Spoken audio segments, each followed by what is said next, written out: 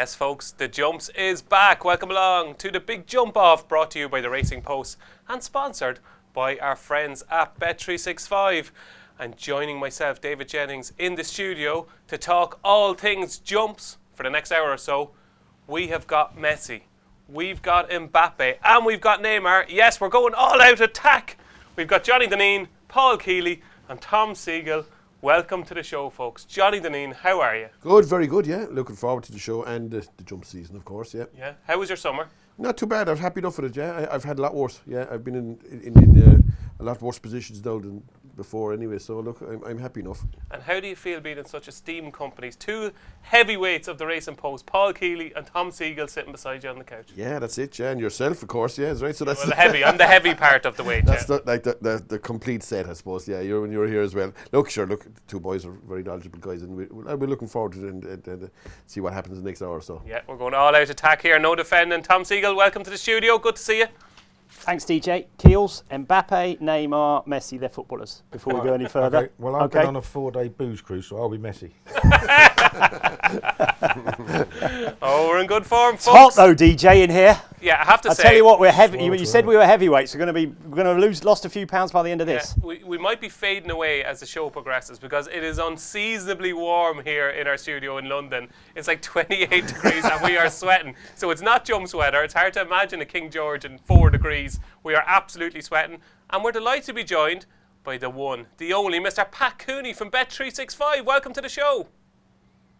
Indeed, and I left the camel coat and tweeds back at home, which was a smart move, I think. Yeah, I think so. Yeah, absolutely. And obviously in Bet365 Towers, it's obviously a season to look forward to. We've almost finished the jumps. We've plenty to look forward, or the flat, I should say. Plenty to look forward to over the jumps. Exciting times in your part of the world, Pat. Oh, absolutely, yes. I think we're probably more split towards jumps fans and flat race fans in the office. And when you think back at the flat season, we probably had City, Troy, and maybe a couple of others. But you look at the jumps and it's just wall-to-wall superstars, as indeed the company I'm keeping. And before we get on with the show, we have to remind you that the Big Jump Off supplement is in the Racing Post on Monday, the 21st of October. And this is a supplement you just got to buy. Buy the Racing Post on Monday. There is everything you need to know about the jump season in it. Tom Park has done a terrific job, and all the team of writers there, which includes Tom Segal, which includes Paul Kealy, and which includes Johnny Dineen. So if you don't really want to listen to them for the next hour or so, you can read about them on Monday as well. There it is.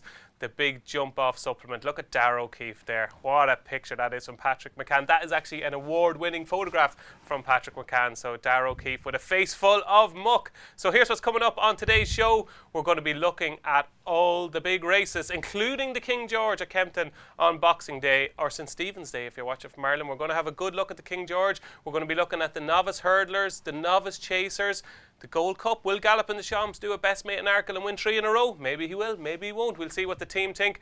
We're even going to find out who are the most overrated horses in training. Yes, the guys here are going to pick out the most overrated horse in training. Not only that, we're all given our 5 to follow. So we've picked out 5 horses to follow for the jump season ahead. And we have a best bet for the season. So the best bet in any market with Bet365 right now, we have picked it out, so there you go. So plenty to get stuck into over the next hour or so. So stay with us, and we're going to kick off with the dark ones, dark horses. Let's kick off with dark horses, folks. So the ones that, especially this time of year, we're in October, where people will be going, God, I can't remember that horse. What horse is that? We want not obvious ones. We don't want Gallop in the Shams. We don't want Constitution Hill. We want the dark ones, Johnny. Johnny Dineen's dark horse for the season is? Yeah, the horse I picked he's not entirely dark. He's like a pale shade of dark, but he's whatever. But he's a horse people will know anyway. A horse called Answer the Cave.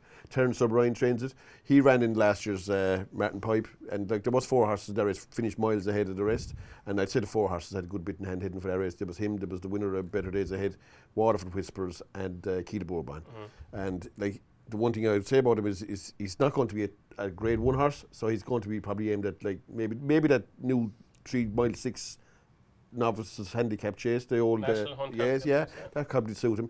Ground doesn't seem to be any problem. He's form in Punchestown and good against Back to Normal, who's a good horse in his own right, and he should have won maybe down in Limerick at Christmas. We got just slightly interfered with on the run in against Loughlin and in the depths of winter. Like it doesn't get much any softer than that. So ground wise, he's durable, and the trip he'd stay anything from 2.5 mile, I'd take to 4 mile if he needed to. So he'd be a horse I'd have in mind for maybe the William Hill Chase, but very likely I'd say that the 3 mile 6 novices handicap chase. I love the way Johnny hasn't changed with the times. It's still the William Hill Chase, even though it's not the William Hill Chase, and this show is sponsored by Bet365. Okay, what is it now? Anyway, it is the Ultimate. Oh yeah. I thought they still sponsored that. Wasn't sure. It's lovely to see Johnny never changes. Paul Kealy, you've had a few minutes now to get your bearings. You're back from the booze cruise. Your dark horse for the season. Yeah, but Dark Horse one has actually ran on Saturday and probably should have run better. It's called Isaac Deso Beau, trained by Paul Nicholls. I always thought he looked like a chaser last year, and I said to a couple of lads that I was watching the race with, Gidley Park won the Grade 2 hurdle at Cheltenham, and I said to them, the best horse in that race will be the one that finished 3rd or 4th, which was Isaac Deso Beau, but he just wants a fence. He looked like that. Now, he's actually been fairly well beaten at Chepstow on Saturday, but so were pretty much all of Paul Nicholls' runners, and he might be having one of those years where they've just started really slowly. It's happened before. I thought he jumped really well. There was enough positives to take out of him. Did he just tire, was it? And he just tired, yeah. And he's rated 133. He's going to be a lot better than that, I'm sure he is. So he's going to get dropped £2 as well, probably, for that run as well. So, yeah, he's a horse to keep on the right side, I think. Okay, so we've got Answer to Cave, and we've got Isaac Deso Beau. Tom Segal, your dark one. It's in the same race as Keels, actually. I thought that Chepstow Novice Chase was a really good race for the time of the season. Chianti Classico won it last year. Kim Bailey won it again with Destroy the Evidence, who's a horse I like, but I think he might be ground dependent. I think he might need good ground. The second horse probably should have won. Made a complete mess of the last, Haiti Couleur. I won't be able to spell it. But it's trained by Rebecca Curtis, whose horses have been in and out for a couple of seasons, but she started the season really well. And he's won in the mud. He's got plenty of upside when he goes up in trip. I would imagine they're looking back from the Welsh National of 2026 probably, or whenever it is, 2020. When's the Welsh National? Is it this year or next year? Well, this year's one is 2024. 2025 Welsh National. 2025, Yeah, that's probably too far. It might get abandoned, DJ, so it could be the Okay. 2020. But the 2025 Welsh National, I think he's a staying chaser with a lot of upside, so he'd be my one. Haiti Okay, there we Couleur. go. We've even got the 2025 winner of the Welsh National for you. Give us the name again. You're pushing your luck now. Haiti Couleur. It's like when I lie to you where they're saying, well, where were you again? There you go. Those are the lads' dark horses to follow. Pat Cooney, have you got one for us? Yes, I've got one called K de Bourbon, K being Quai. He won on Scottish National Day at Ayr for Willie Mullins. He just stayed on very stoutly from start to finish. He's owned by the Gigginstown Studs, so they're not bothered about staying hurdlers. Expect him to go straight over fences, and I think he'll have a good season over a trip over the fences for Willie Mullins. There we go. Key de Bourbon for Pat Cooney. That Martin Pipe could work out extremely well. And mine is a novice hurdler this season called Harbour Highway, who won a bumper at Navan for Paul Byrne. And since changed to JP McManus, I was working in Navan that day, and I think my way of thinking was second for Gavin Cromwell and Derek O'Connor. They could not believe they were beaten that day at Navan. I'd say he's a nice horse. Was pitched in at the deep end next time. Emmett thinks the world of him, Emmett Mullins. So Harbour Highway would be my dark horse to follow for the season. So we're up and running, folks. We're there. That is our dark horses to follow for the season. Now, let's get stuck in to the Constitution Hill Conundrum. Oh yes, folks. What price is the best hurdler in training, Pat Cooney, for the 2025 Champion Hurdle? Well, I presume you mean Constitution Hill there. He's 7-4. As things stand at the moment, Lossiemouth 11-4. Stateman 7-2. We'll leave Ballyburn out. He's 7-1 if you want him, but he'll go fencing. And 8-1 Sagino, Constitution stablemate.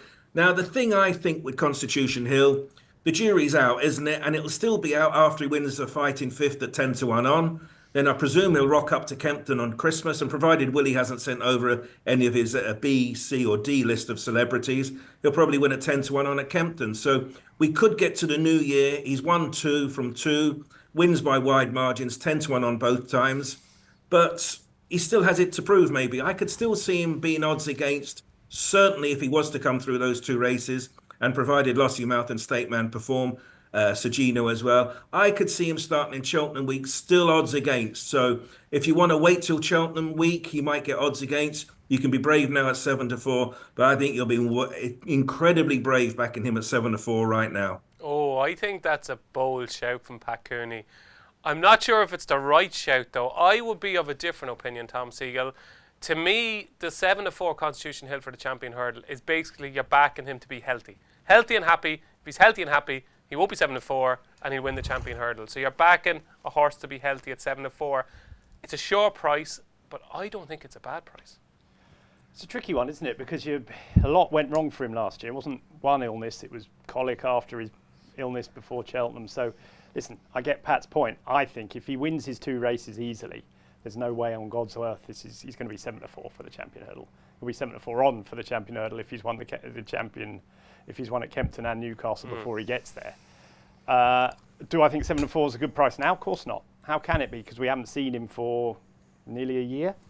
And we're getting plenty of reports, though. We're getting daily updates on Constitution Hill, and he seems okay. He looks well. Yeah, I mean, listen, horses. It's hard to come back from years off. He looked well all last year. Yeah. I hope he's not sweating. I hope he's not sweating as much as you, anyway. But he never ran. You know what I mean? He managed one run and then he folded in a gallop, didn't he? So who knows? He's been very ill twice. I mean, the way I play it is I oppose him the first time he runs. He's like if bookmakers go silly short, then I think you've got to oppose him. I actually hope he dots up, wins on the bridle, and we go and see him be as good as he was. But when horses have had problems, they don't always come back, and the time to take him on is first time. First time, so you're going to be taking him out in the fighting fifth. But hoping you lose your money and hoping he wins and hoping he's the horse. Yeah, I don't mind that. I'm a punter, but I'm also I'm a punter, but I'm also a racing fan. But I mean, yeah, he's going to be really short. He's going to be a cheap horse to take on, isn't he? Johnny Dineen, where do you stand with Constitution Hill? Look, I kind of agree with what you said earlier on. I think you're kind of backing him to be healthy, and he's had quite a few issues. He's had issues, I'd say, that they weren't even made public. There was people screaming for him to run last year, and I'd say they just couldn't run him. And look, horses, when they go wrong, they're not that easy to get him back right or get him back to fully to being 100%. If he is 100%, he'd win.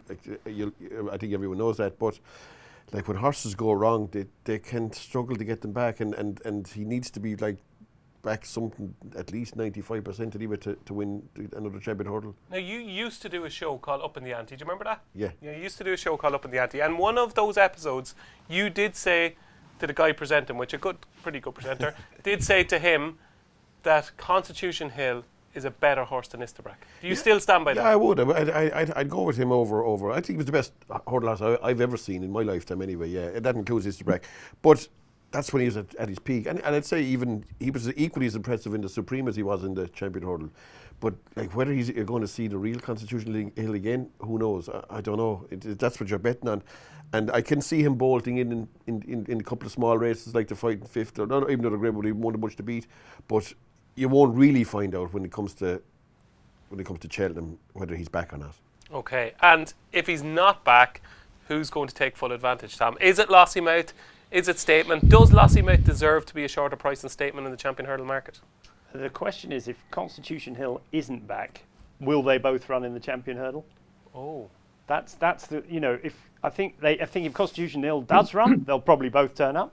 If he doesn't run, will Willie switch them and maybe run Lossiemouth back in the mare? I don't know. That's interesting. It's a fair question. But if Constitution Hill wins by 20 lengths on without coming off the bridle in the Fighting Fifth and the Christmas Hurdle, will they both run?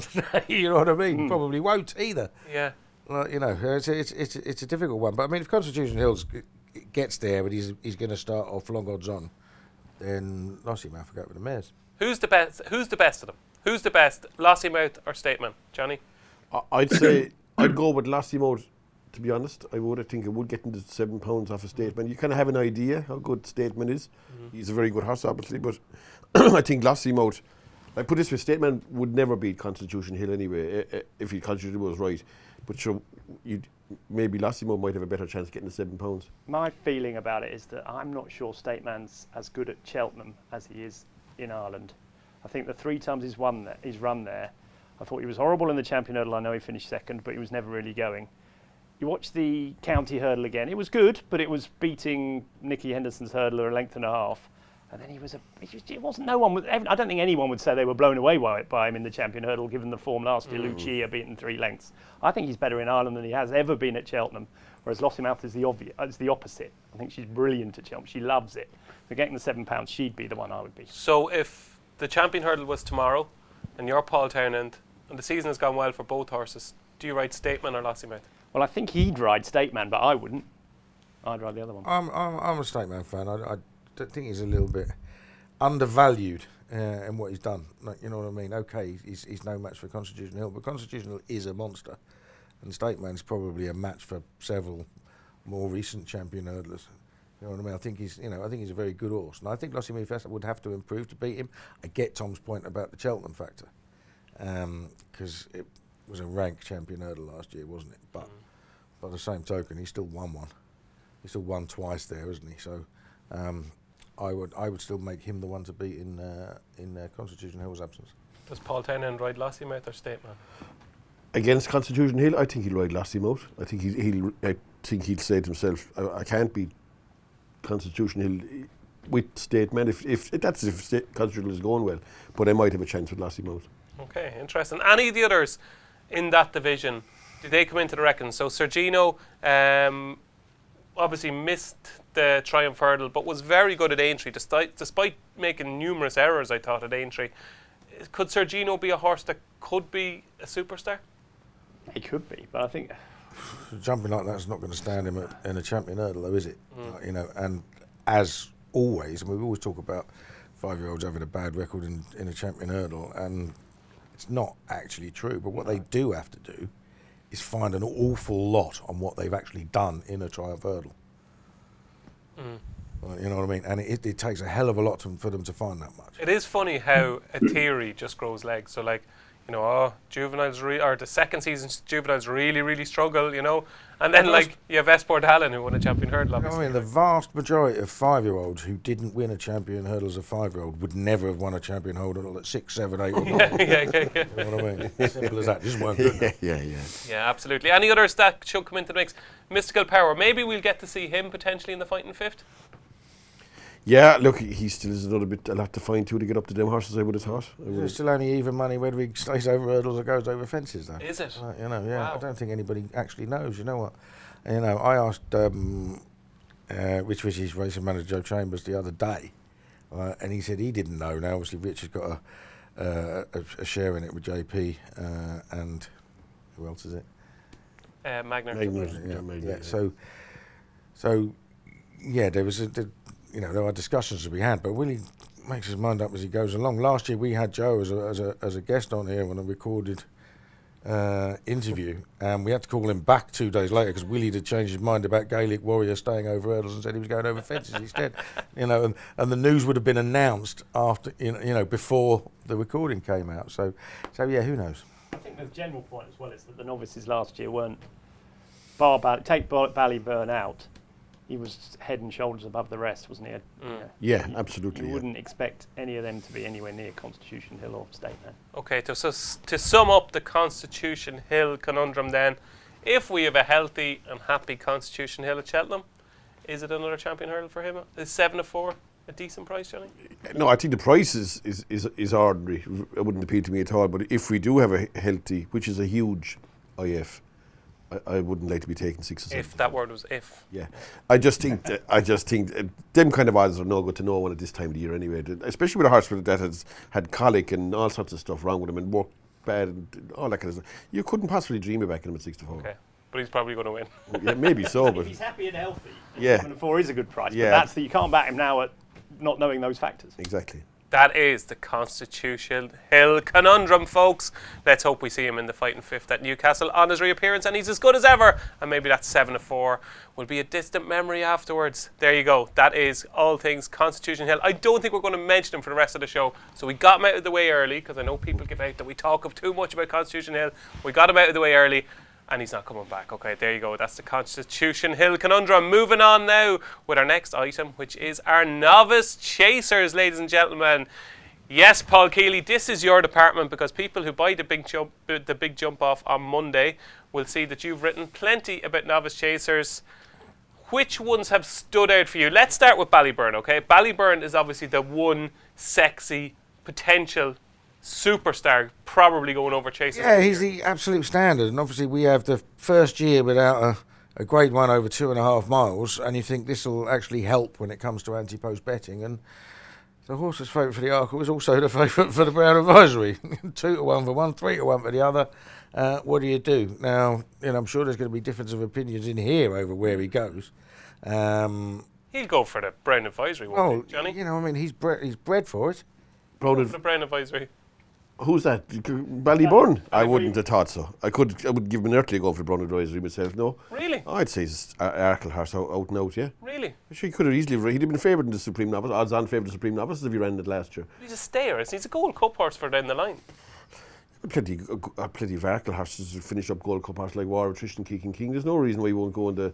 I think that they'll go 3 miles. Those of best mate was favourite for the Arkle in the foot and mouth. Yeah, that's right, yeah. So tell me this, what price will you give me on Ballyburn running in the race that you still call the Sun Lions Novices Chase? I'd say he's at least a 10 to 1 chance to run in a race like that. Running it? Yeah, to run in it. Even though there's probably only 2 options.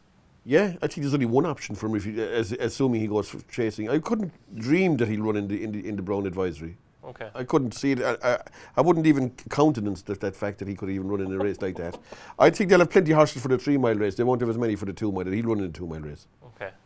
And will he win the Arkle then? Is he that good? Is he just... He's the horse they have to beat without a shadow of a doubt, as he was over hurdles. And look, he was hugely impressive. In a week, Ballymore, he could have scared all the horses off in the Ballymore, or whatever you like to call it. Gallagher, yeah. And look, he showed us a small bit of a chink in his armour in Punchestown, but I wouldn't mind that because horses often don't perform down there and in Punchestown. So, but look, he's definitely without a shadow of a doubt. He's the Novice Chaser to beat. Yeah. I mentioned Oasis there. Are you an Oasis fan? Oasis, I wouldn't cross the road to see Oasis. Would you not? No, I wouldn't. I hear fellas on about the tickets, all that kind of stuff. Yeah. If I got a monkey to sit alongside him up on the stage, I wouldn't go there to go see Oasis. Just wouldn't appeal to me at all. I don't know much about. I'm not a music fan anyway, but definitely not loud music anyway.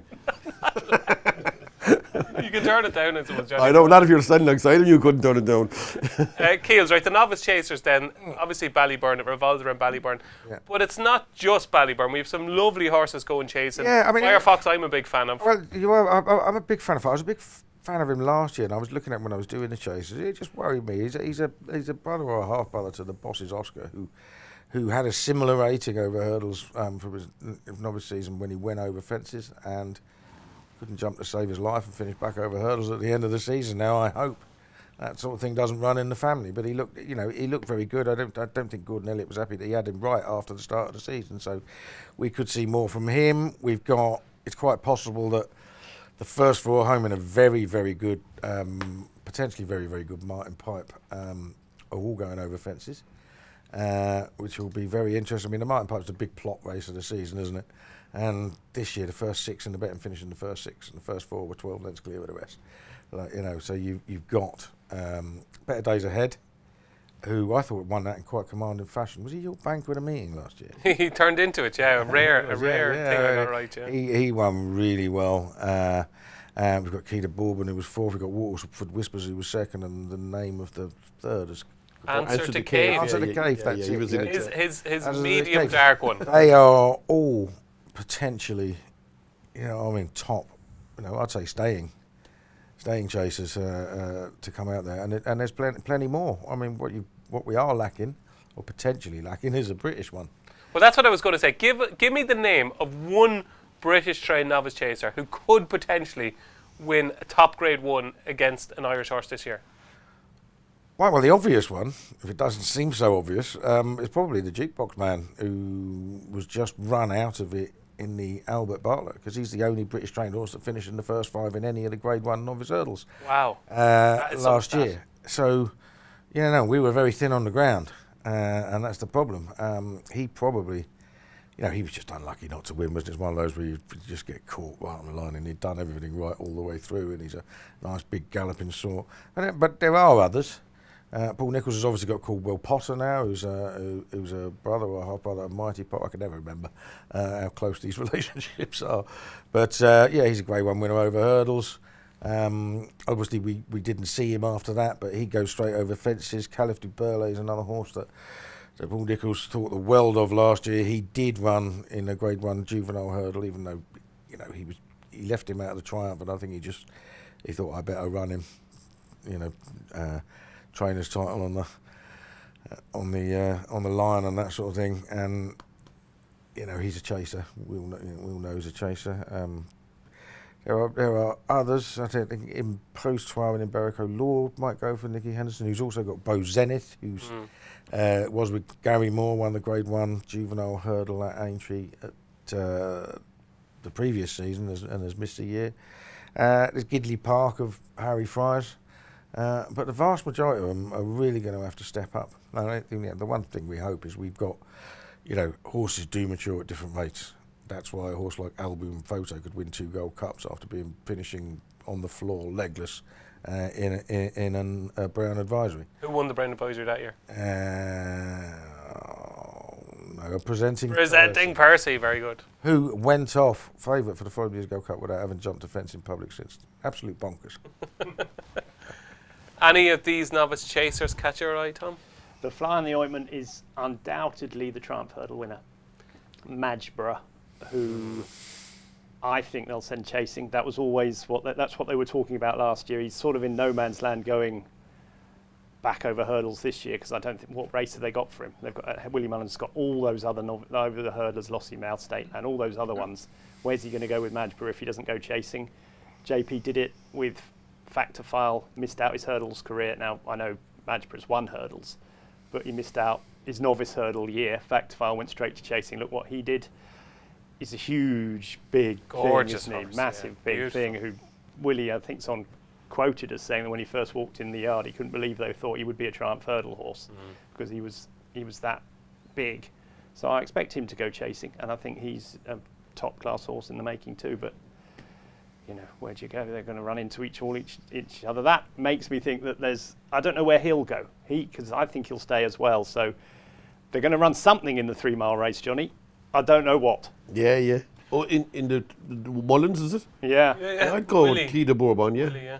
You think they'll run him in the 3 mile Without race? a doubt, yeah. Now they might run 2 or 3, but I think he'd definitely be aimed at the... And what about Dancing City? Yeah, they'll run him. Yeah, he's a candidate for the if he's good enough for the 3 mile chase. Yeah, I bet it costs. What's it called, Johnny? I'll call What's it it called? It's the Jesus, it's Brown Advisory. Yeah, Yeah. I look. They've I've already told you about 3.4 million They'll have times. about. They could have at the moment. They could have 4 or 5 horses, but those 2 looked the very likely ones. Dancing City turned into be a really good horse at the end of last year. Like suddenly from being an average horse, then he won in Leopardstown first. He did, but that's the problem. We've got so many Irish horses that you could name. This one could be a good one. That one, Il Atlantique, Predators Gold, Farron Glory. Like, we haven't even mentioned him. Slay Steel hasn't even got a mention, has he? Yeah. Like, you know what I mean? He could be really good. There's just one after the other. Gordon Elliott, Willie Mullins, Henry the Bomber. So the one thing we haven't spoken about are the Cheltenham changes. So this impacts the novice chasing division massively. No Turner's novice chase anymore. Certainly not a Grade 1. We now have 2.5 mile novice handicap chase. How do you feel? Do you agree, first of all, with the Turners being scrapped? No, I don't actually. I thought the Turners should have been left there. I think it was a good race, and it was a race which provided English winners, which people are looking for. They've won 3 out of the last 4. Missed. They had no representative in the other heat of it. So that was the race where Gallop and Sean fell into last. So they've won 3 out of the last 3 they contested. And they've removed that and put in a novice handicap, which should probably have not been taken away in the first place. Novice handicap chase was worthy of its place as it was, but I don't think they should have taken away the Turners. Look, I've read what I think is irrelevant in here, but because you're one of our main guests. Yeah, I know, but it's completely irrelevant. It's kind of relevant. Yeah, but it's probably a selfish point of view as well. They took out 3 non-handicaps and replace them with 3 handicaps. I think that makes it trickier for punters to back winners than here for starters. But I do think, and I don't care what anyone says, there will be horses miss the festival this year. Will there, Johnny? Will there? Because I'm Absolutely. hearing this. Okay, so if you have a leading 2.5 mile chaser, okay, Yes. so just say, let's pick something like, we'll just say a Ballyburn, okay? It's not going to happen, obviously, because he's trained by Willie Mullins. But if you have Ballyburn or a Ballyburn type, ideal trip, 2.5 miles, do you honestly think if you have a horse who's in the top 3 in the betting for the Arkle or the top 3 in the betting for the Brown Advisory, even though there is no 2.5 mile race, you think they're going to skip Cheltenham altogether and wait for Aintree and Ferriers? I don't think they win. I think they'll go I for think one it's of an the absolute certainty to happen. not, I do. I'll give you 2 reasons why I do. Because first of all, if you're in Willie Mullins and you're saying to yourself, if you have a horse with Willie Mullins, you say, okay, you can run in the 2 mile race and be ridden by a 4th string jockey right? And you've no chance of beating Ballyburn, by the way, as well, on top of that. Or you go to the 3 mile race and be ridden by a third string jockey, or you can go for your optimum distance, a 2.5 mile, go there fresh into entry, and maybe take inferiors. It's 3 weeks between the two of them. It's a no-brainer that you stay away from Cheltenham. I still think Cheltenham And Paul has Town enough will appeal. ride. Yeah, exactly. Does Cheltenham not still have enough? Is Cheltenham not It's no good if ultimate for an owner? It is if you can win, but it's no good if you can't. But you're saying these races are foregone conclusion. We all should be millionaires then if you're saying, oh, it's definite that such a horse is going to win. But saying that, if you have a horse in some place like Willie Mullins, but bottom line is, if you have a 2.5 mile horse, a specialist, like the likes of Stage Star, Ginny's Destiny, them kind of horses, Running the Brown Advisory. But they've no chance in it at the same time. How do you know that Grey Dawning or Ginny's Destiny wouldn't have given Fact to Find a big race could have run last in year? the 3 mile. He would have run in it only for Fact to Find. And where would he have finished? Yeah, maybe so. Yeah, he could have been in the first 2 or 3. Yeah, without a doubt. And the winner won by what, 3 or 4 lengths? Yeah, but the winner won easy at the same time. But put it this way: if you have a horse, like just say I'll pick a horse, say like Slade Steel, say okay, right. I'm not saying it, but if the trainer turns around and you say, look, we can't beat Ballyburn at 2 mile, and he won't stay 3 miles. He doesn't stay 3 miles. Yeah. No, he probably will stay. But I'm just saying, I'm just picking that name. Yeah. Where are you going to go then? But would you not say, we can't be afraid of one horse, so let's run Okay, in the well, I'll Arkle. ignore the guy that I'm paying 3,000 a month to train my horse and say he will stay 3 miles. We'll go for it. We'll go for 3 mile race. And then he's pulled up and the man said, "I should have told you." Do you know what I mean? So do you you employ a trainer to tell you something. There are so many specialist 2.5 mile horses. Loads of them. Yeah, but there There's been loads of doesn't them. have to be a specific perfect race for every horse in training. They can go out of their comfort zone they can go and to run entry. over 2 miles and run it over 3 But they can miles. go to entry fresh and they can go to Point, Punchstone. DJ, I think, is where Johnny's is that the 2.5 mile was actually a good betting race Yeah. for everyone. Because you had a chance in that. In the it was, Arkle, it was and routinely, apart from Galloping de Champs against. Oh, Ballinger. it was the Bob one that the Iger. punters It was had a one that chance was- of finding one that wasn't odds on. Yeah. And if you want to get rid of a novice chase, get rid of the 3 mile 6 one that has 4 runners every. That has 4 runners well, every. they've turned that into a handicap. But I mean, But do you know what I mean? the But novice it- handicap shouldn't have gone. I mean, I've always been a big fan of that, as you know. Because you backed every winner. Had the Turners still been there, you'd still have got 20 runners, and you added the novice handicap chase, you'd still have got 20 runners in that, maximum field or whatever, because you routinely did. You got balloted out when it was a 0 to 145, so that wouldn't have been a problem. I mean, I would have kicked all the mares' races out. I wouldn't kick them out of the programme, just out of the festival. Let them run it in the trials meeting in January, and the champion mare can then go and run in the big races if Connection are good enough, and then you still got the same number of runners. So, I'm not massively delighted that the Turners are gone, but I am massively delighted I've got a nice handicap chase to have a crack at. So just to sum up then, the overall view of the panel, none of ye three, ye I think is an Irish word, I'm not sure if it's actually a word, none of you three think that getting rid of the Turners is going to make the Arkle or the Brown Advisory any more competitive? Listen, it would do, DJ, if all the horses weren't in 2 or 3 hands. That's another. It's a huge Paul factor. Nichols had. That's one problem, and the minute you get something that's shown itself to be really good, you're guaranteed a small field in these races anyway. Yeah. It happens all the time. Okay. And why not maybe make the Arkle a 2.25 mile chase and Peter and Lord. then We're making horror changes now. Yeah, well, if you were going to do that and get rid of it, at least it gives the 2.5 mile. He's only got to go back a quarter of a mile. But they can still go back a half mile. That's what they used to do years ago. Yeah, you had stayers running in the Arkle. It was fine. Everybody was happy. Yeah, but the stairs were in the Arkle nowadays anyway is the last odds on chance to get beaten. I can't remember the last odds chance to get beaten in the Arkle.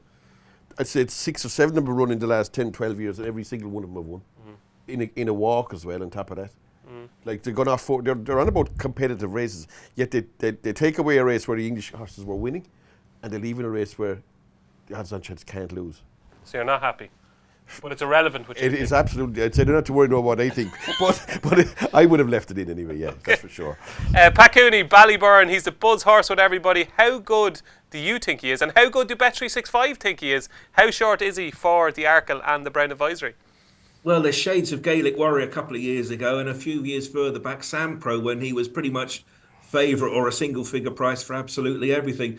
We're a little bit with Johnny on this one. You need a horse that stays well to win an Arkle. So we're 5-2 him at the moment for the Arkle, and he's 5-1 for the Brown Advisory. But he's probably going to be in just about every 10 to follow list. He's already featuring in multiples for the Arkle.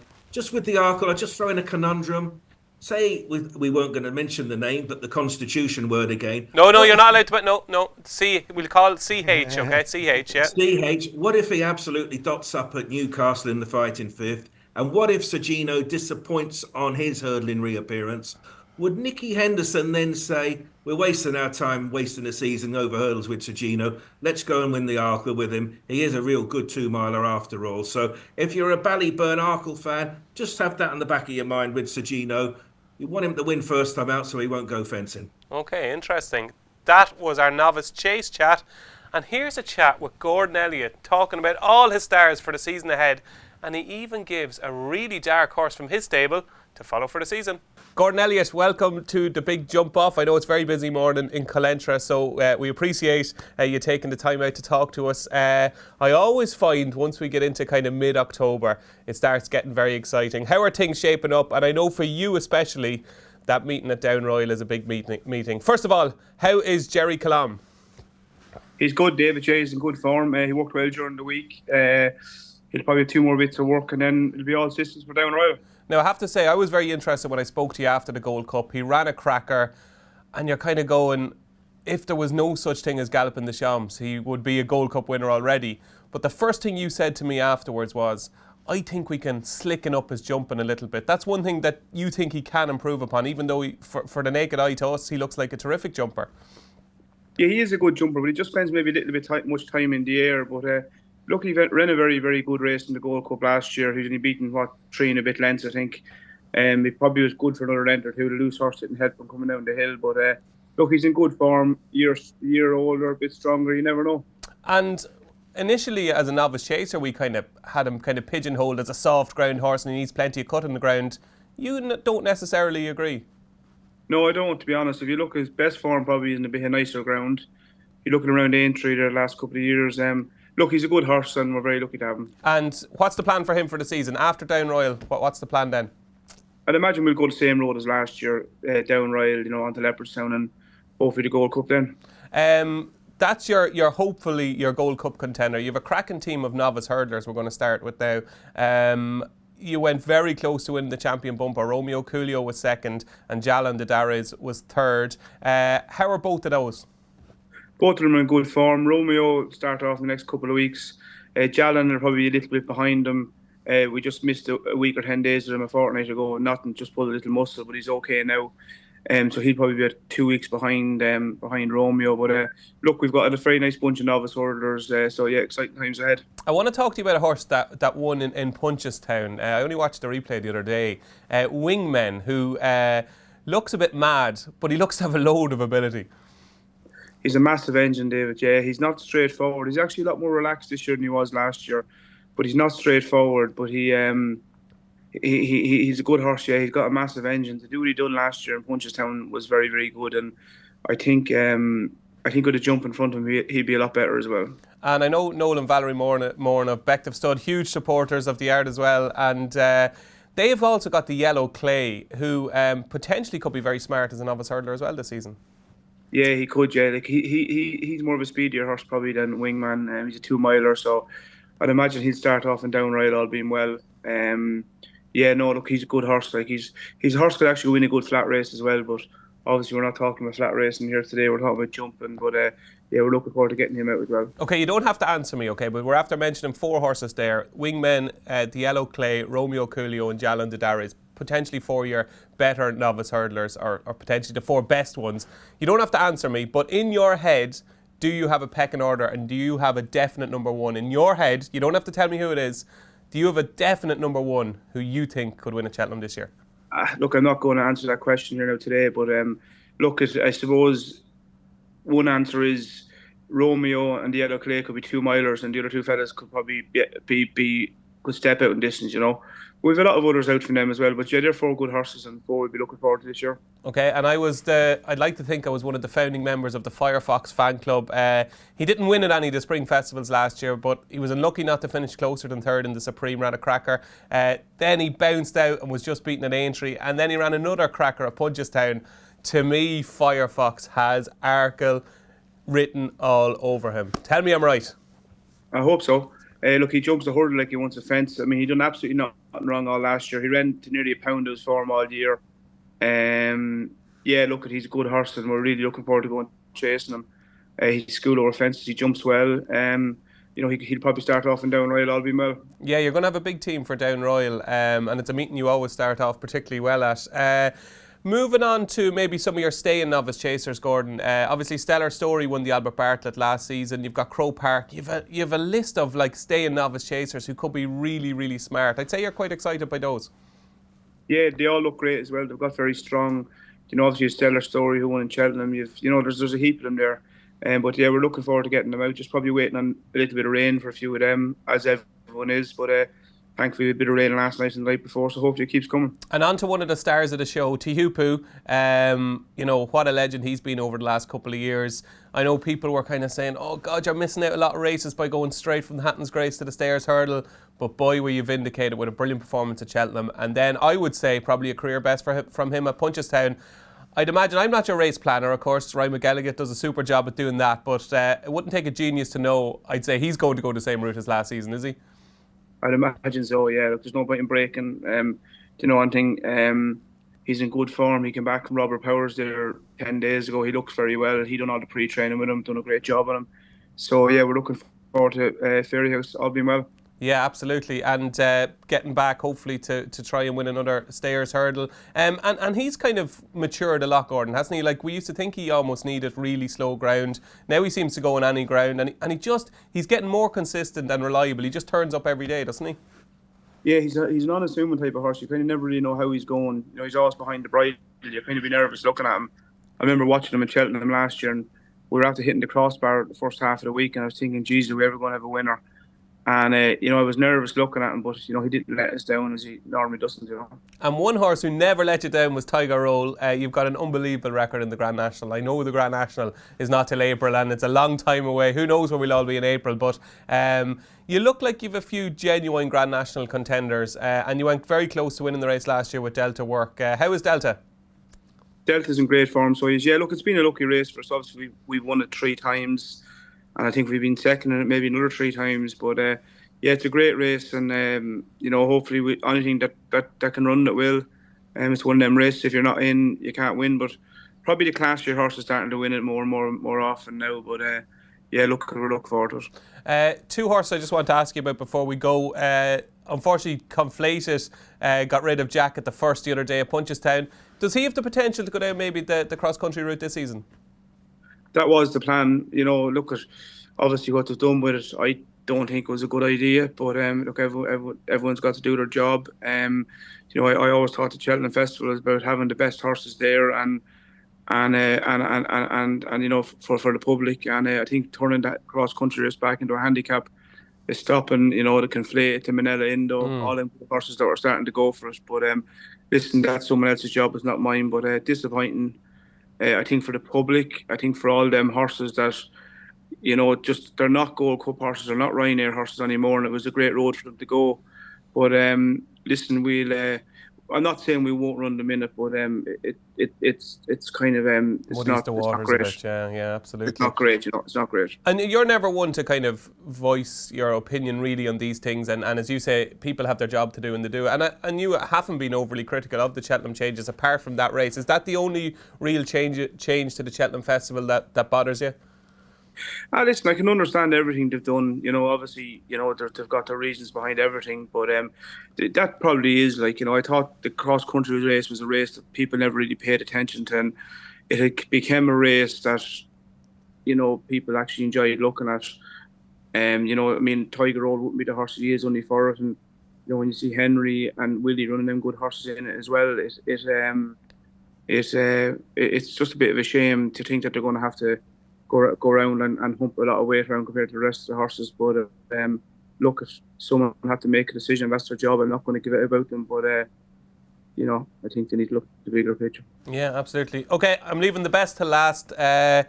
The gorgeous lady that is Brighter Days Ahead. How is she? Obviously finished last season with a bang, terrific performance at Aintree. I know the team were deflated after Cheltenham because it was one of your bankers of the week and it was a messy race in the Mayor's Novice Hurdle. How is she looking, and is she back in work? And we can certainly look forward to brighter days ahead this season. She's brilliant, David. She worked yesterday. Jack Kennedy rode her work yesterday.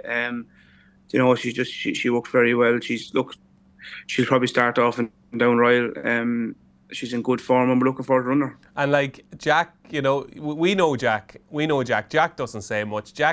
He's a kind of, I suppose, a level above Ryan Moore. He does say more than Ryan Moore, but he never really says that much. But you just mentioned Brighter Days Ahead to Jack Kennedy, and he nearly jumps out of his seat, doesn't he? He just loves her. He does, yeah. He doesn't say too much, you know. You know, he's got a soft spot for her, definitely. But yeah, we're looking forward to starting her off. She'll start off in Down Royal. Obviously, Jack is suspended, so he won't be riding her. But listen, we're looking forward to starting her off. Brilliant. Final question.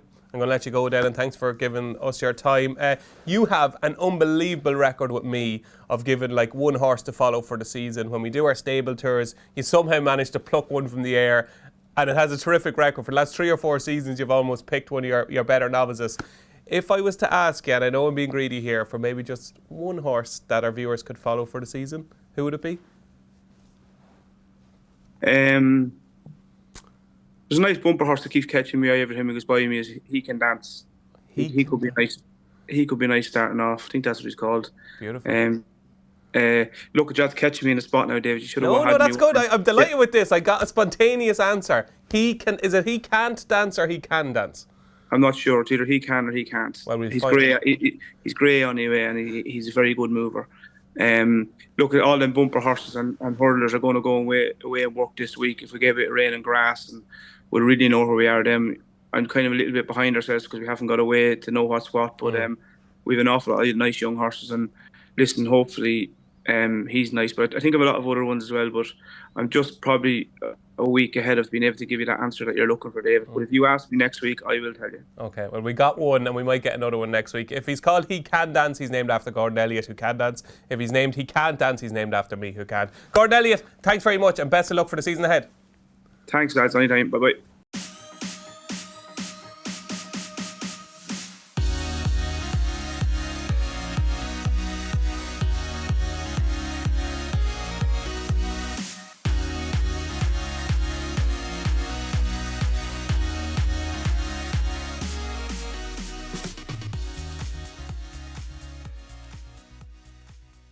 So there you go. That was Gordon Elliott's view of the season ahead. And, of course, some free bets. Everybody loves free bets. That's how you get them. So now, it's not all about the Cheltenham Festival, folks. There are other top races during the season, and there's no bigger race than the King George at Kempton on Boxing Day, or St Stephen's Day if you're watching in Ireland. Pat Cooney, give us a big, long list of your King George market. And who is ahead of by? Well, you might go back to Kempton on Boxing Day 12 months ago, and you remember the name Il Francais. That's 3-1 favourite. Second in Fast or Slow at 4. And then we're playing Guess the Runner a little bit here with 7 Factor File, 12 Jerry Colombe, 12 Gaelic Warrior, 14 Protectorat, 20's Ginny's Destiny. I can see that one running, trained by Paul Nicholls. He loves a runner in this race.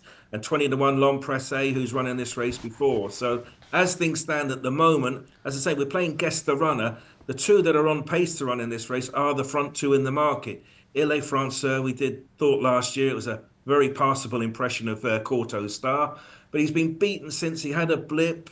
And the reservations are now there with him. He looked pretty much unbeatable last time. Clocked an amazing time, but what was the quality of the opposition? He's maybe 3-1 because we know he's running there.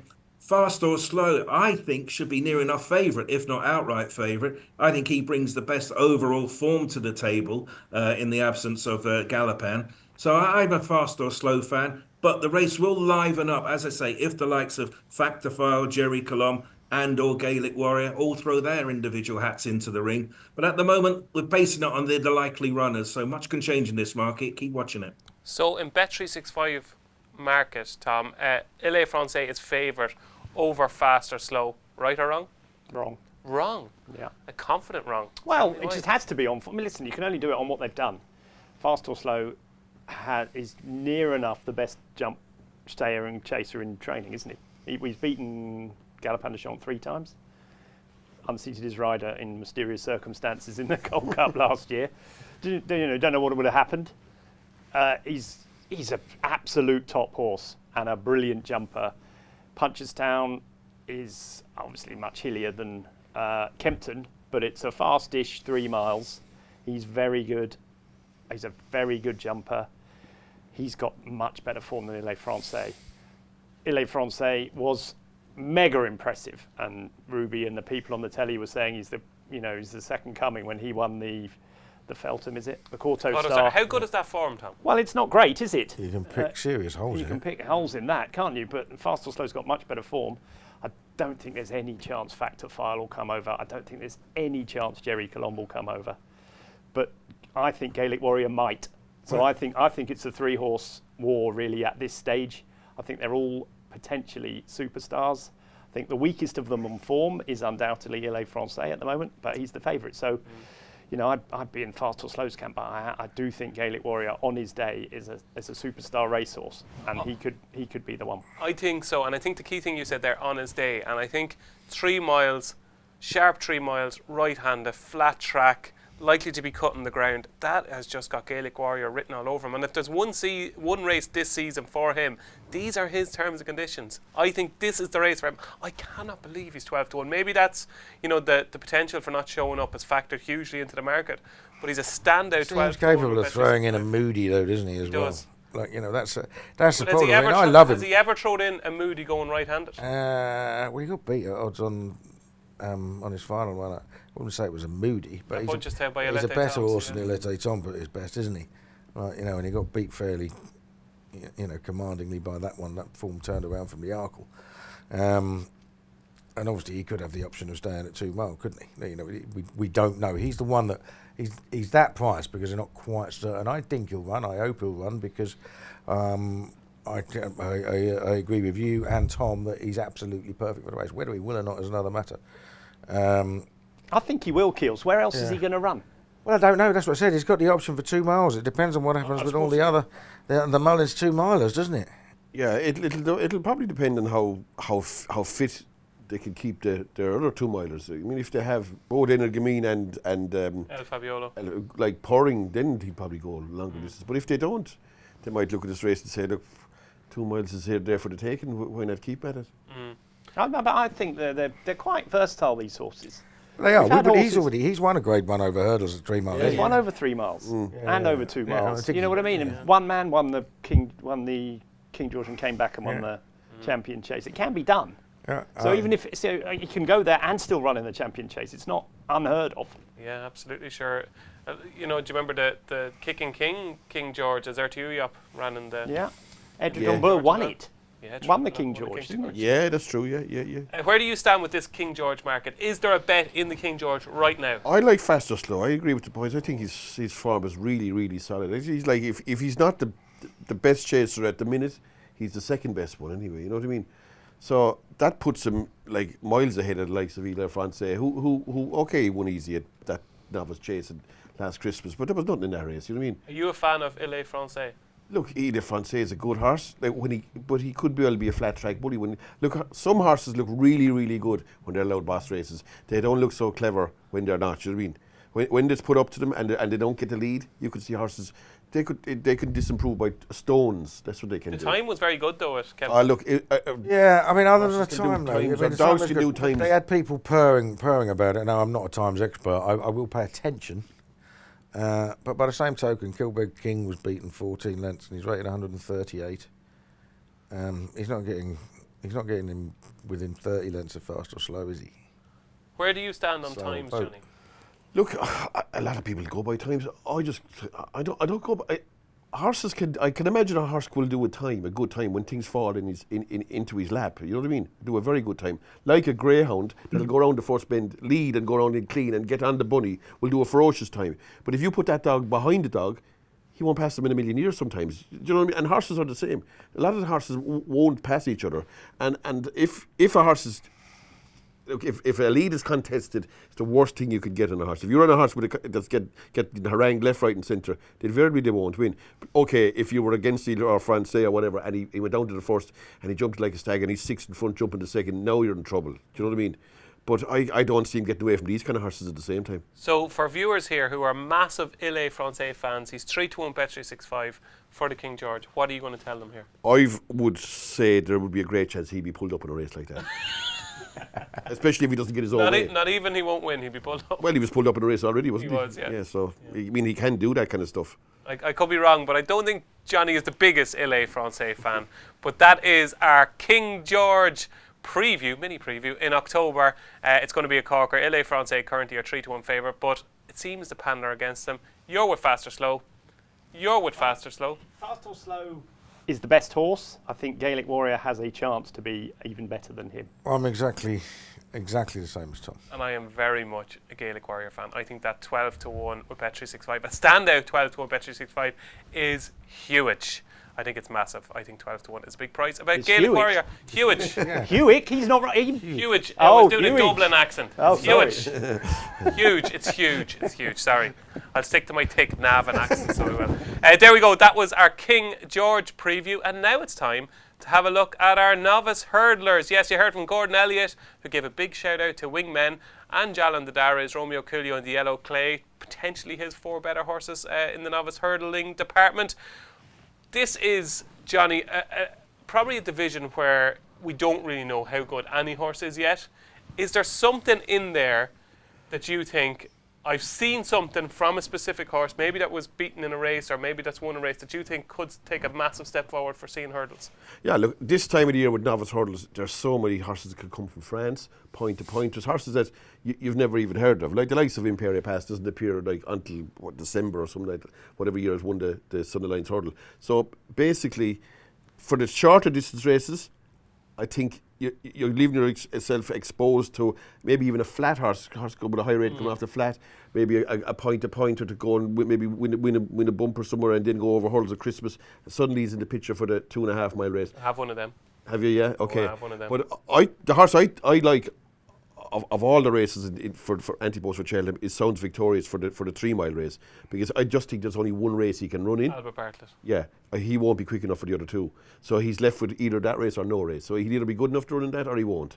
So it's not as if, like, there's nothing worse than you backing a horse for one of the races and he may be winning one of the others. You know what I mean? That kind of way. At least that's not going to happen in an instance like this. He'll either be good enough to contest that race and maybe hopefully win it, or he won't be around. That's all. But he has solid bumper form. 4th in the bumper at Cheltenham and 4th in the bumper at Punchestown. For a horse that is gasping for longer distance, they're really, really good runs for a horse like that. And I consider him like even at this stage, it's 20-1 from places there for the Albert Bartlett. I chance that. Oh, wow. I would. No, because can you see him being less than 5 or 6 to 1 a day? I can, and a good bit shorter if things go right, of course. Yeah, I think did he come from the Fogartys, I think?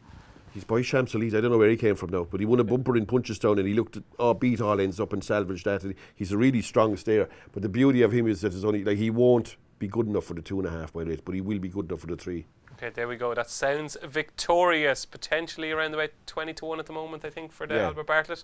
Is Johnny Dineen's Novice Hurdler to keep an eye on. Keels, what have you found for us in the Novice Hurdle division? Absolutely nothing. I mean, oh Lord. My issue is you're just just looking at last year's bumper horses, aren't you? I liked Romeo Coolio. I thought things went against him at Cheltenham. He wasn't expected to like the soft ground. Had a massive drift, still shaped extremely well. But we're only seeing one set of horses. I mean, how many times do the major races get won by horses who didn't run in bumpers or the champion bumper? Well, loads. Constitution Hill, nobody had even heard of him at this stage last year. There's going to be loads of horses going over hurdles that haven't run at all yet, and they're coming out of the point field or genuinely haven't run at all. So, I mean, to have a hard and fast view over hurdlers at this time of last year, I just can't have one. Tried my hardest, but I mean, I can't. Right. Tom? The thing I'd say is that the last year's bumper horses I didn't think were very good. Well, that's part of the thing, isn't it? Yeah. Really? Well, the reason is Redemption Day came out, didn't he, and beat them all silly. And we've been running for 3 years in bumpers. And actually, I just spoke to William Munns before the show. Yeah, he's actually staying in bumpers again this season. No, he's not. But he couldn't. He wasn't the best bumper horse for 2 years previous, and he was perhaps the best horse last year, wasn't he? With the way what he did at Punchestown. Yeah. So you can't sit here and say they were a great bunch. He was still beaten by Jalan Dadares at Leopardstown, though. Yeah, he was, but that was first time after a long break. He came back at Punchestown and lapped him, didn't he? He didn't know Jalan Dadares didn't run. Oh well. There you go. Well, sorry. Jalan Dadares is a stayer, isn't he? I think he's perhaps a 3 miler too, but I don't think they're great. I think there'll be ones out of left field. Maybe Emmett Mullins is one, Jeroboam, Mashin. You like that horse? I think that's a good horse, and you know, let's not. We all sit here and we go, "Oh, Willie Mullins will have something," and I'm sure he will. But he hasn't won the last 3 Supremes. It's not like he can't be beaten and can't be taken on. And people are sitting here going, "There's not a British horse that can possibly challenge." That's not. Nicky Anderson's going to unveil something, isn't he? Well, he has one that I love. There's something coming out Manila there. Premier, coming from John Nallins. When he won his point-to-point under Johnny Barry, he pinged the last and just looked. I was like, you know, every so often you see a pointer, and it's very hard to judge the form and all that kind of stuff. I know there's a horse that finished 5th or 6th, was well beaten next time. But it just looked to me, went, whoa, this is something a bit special. I think he got 400 grand, I think Jerry McGrath paid for him at the sales, and to me he's one that could just be your This is the problem. potential star. I could see him running at Newbury, Yeah. you know, in November. And The problem with following point to point, if you don't follow point to point form, and you just click on a profile and look at the result, you know what I mean? They're all beating horses that are useless, aren't they? You know what I mean? It's just very hard to understand. And Like, you know, you have to give so much time to it. This time that we haven't got when we're studying but all even, other races. did you ever see Ballyburn winning this point? Yes, it It did. was an yeah, extraordinary yeah, it did. performance, given how he was hampered and everything. Like, and a lot of people wouldn't have seen that. Like. Yeah, but I only saw it because it became Eclipse. Oh, yeah. You know what I mean? I wasn't, you know, I was not aware of that before Ballyburn had run. You know what I mean? I mean, you can do it. You can watch a few, can't you, here, there, and ever, but you don't know what they're beating. But I know Nicky Henderson's got 4 or 5 French horses for JP, you know, and Paul Nicholls hasn't been more excited about a horse for years, I don't think, than this Regent Stroll. Neither of you. No, well, I like him. I like horses that hit the line hard in bumpers, and I like the way he was behind the bridle. I like the way he finished. I just think he's got plenty going for him. They always have a good one. Now, he might not be up to winning a, what's it called now? I'm going to get this wrong now. The The Gallagher. Gallagher. You might not be up. Who knows? You know, Willie Mullins might have some rocket-propelled superstar that comes out the thing. But I think he's a very good horse. I think he's better than his last winners of races like the Challow, and I think he's potentially top class. Well, that's what I was going to say to you. Have we not been here before with Hermes Allen, with Captain Teague, with all these horses in the last 4 or 5 years that have won the Challow for Nicholls, and then completely got found out when they bumped into a Willie Mullins? I think you're being horse at harsh. Cheltenham. Yeah, they got found out, but one of them finished 3rd. Captain Teague just didn't run his race in the thing. Well, they're still very good horses. They're still very good horses, still Grade 1 winners. Look, Brave Man's Game was one Look of at them. Brave Man's Man's Game. Game. Yeah, they end up turning into very good chasers. I mean, this is the other thing. Paul Nicholls is, you know what I mean? He's on the lookout for chasers. Yeah. Like, you know what I mean? So what they do over hurdles, so what? Like, you know what I mean? He's already looking forward to the next season. But that doesn't mean these horses can't be good hurdlers. No, does it? no, I mean, absolutely. You know, it's so, just a, it's you know, just he's a won strange lots thing. of he's won lots of novice hurdles at Cheltenham over the years, Nicholls. You Okay, know, so I want the name of just one novice hurdler that you're going to be keeping on side for the season. I'm going to pick, I know I mentioned Manila Premier there, who I'm a huge fan of, but I think Jalan Didara is perfect for the Gallagher novice hurdle, 2.5 miles. He was lame after the champion bumper as well, and he didn't finish out his race the way I thought he would, given he's a stayer. I think he's better than the Bear form that. He's already beaten Redemption Day. I thought he was brilliant in his bumper at Fairyhouse and at Leopardstown. I think he's going to prove himself, touch wood, to be the best of Gordon Elliott's novice hurdler. So I'm Jalan Didara. You're obviously sounds victorious. Yeah. Are you going to just give us one, please? I'm going to say Romeo Coolio. Oh, brilliant. Thanks. There you Okay. Romeo Coolio for Keels. And Tom, you're obviously Because I like the Regent name. yeah, exactly. And Pat, you're a novice hurdler for us.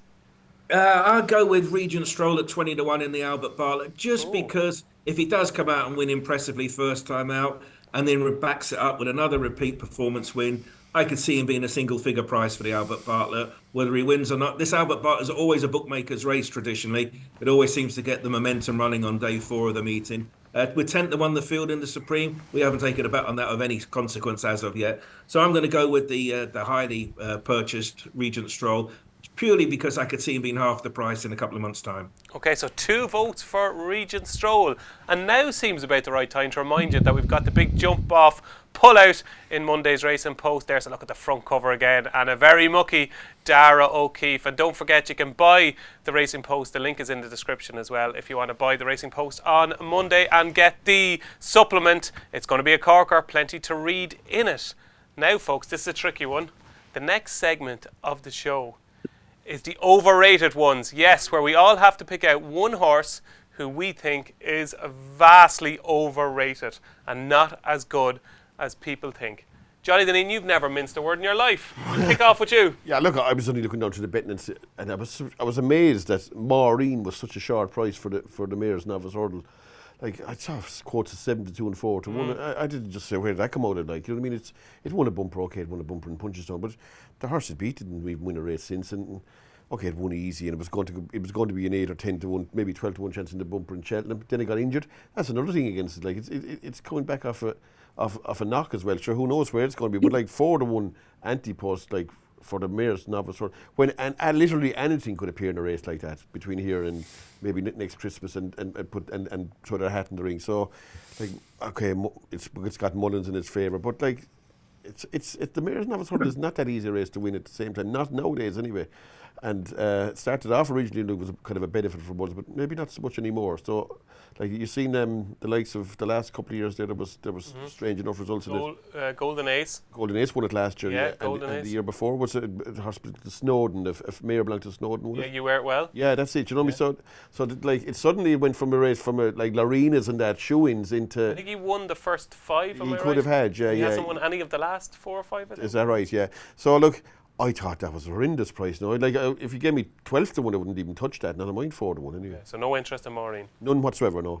Okay, there we go. We're up and running. Keels looks like he's thinking, so I'll go to Tom next. You're overrated. Go on. We'll chop and change here. Tom, the most overrated horse on trading I at the think moment. the only way you can do it is go through the markets at the moment and say which horse wouldn't you back. And the one horse I wouldn't back at a short price in one of these big races is Il Est Francais. Now, I don't necessarily agree that he's overrated as such. Well, I think he's a bad The title price. of this segment is the Overrated I know, Ones. but he's overrated in comparison with the horses he's running against. And I have no doubt that he's very good and he could run away with the race because it's a race that suits specialists. He might be a Kempton specialist. But in terms of pricing and on what he's done, I think he's overrated. Beautiful. Well, the only way you can discuss this is to talk about prices, isn't it? Because they've all got ratings.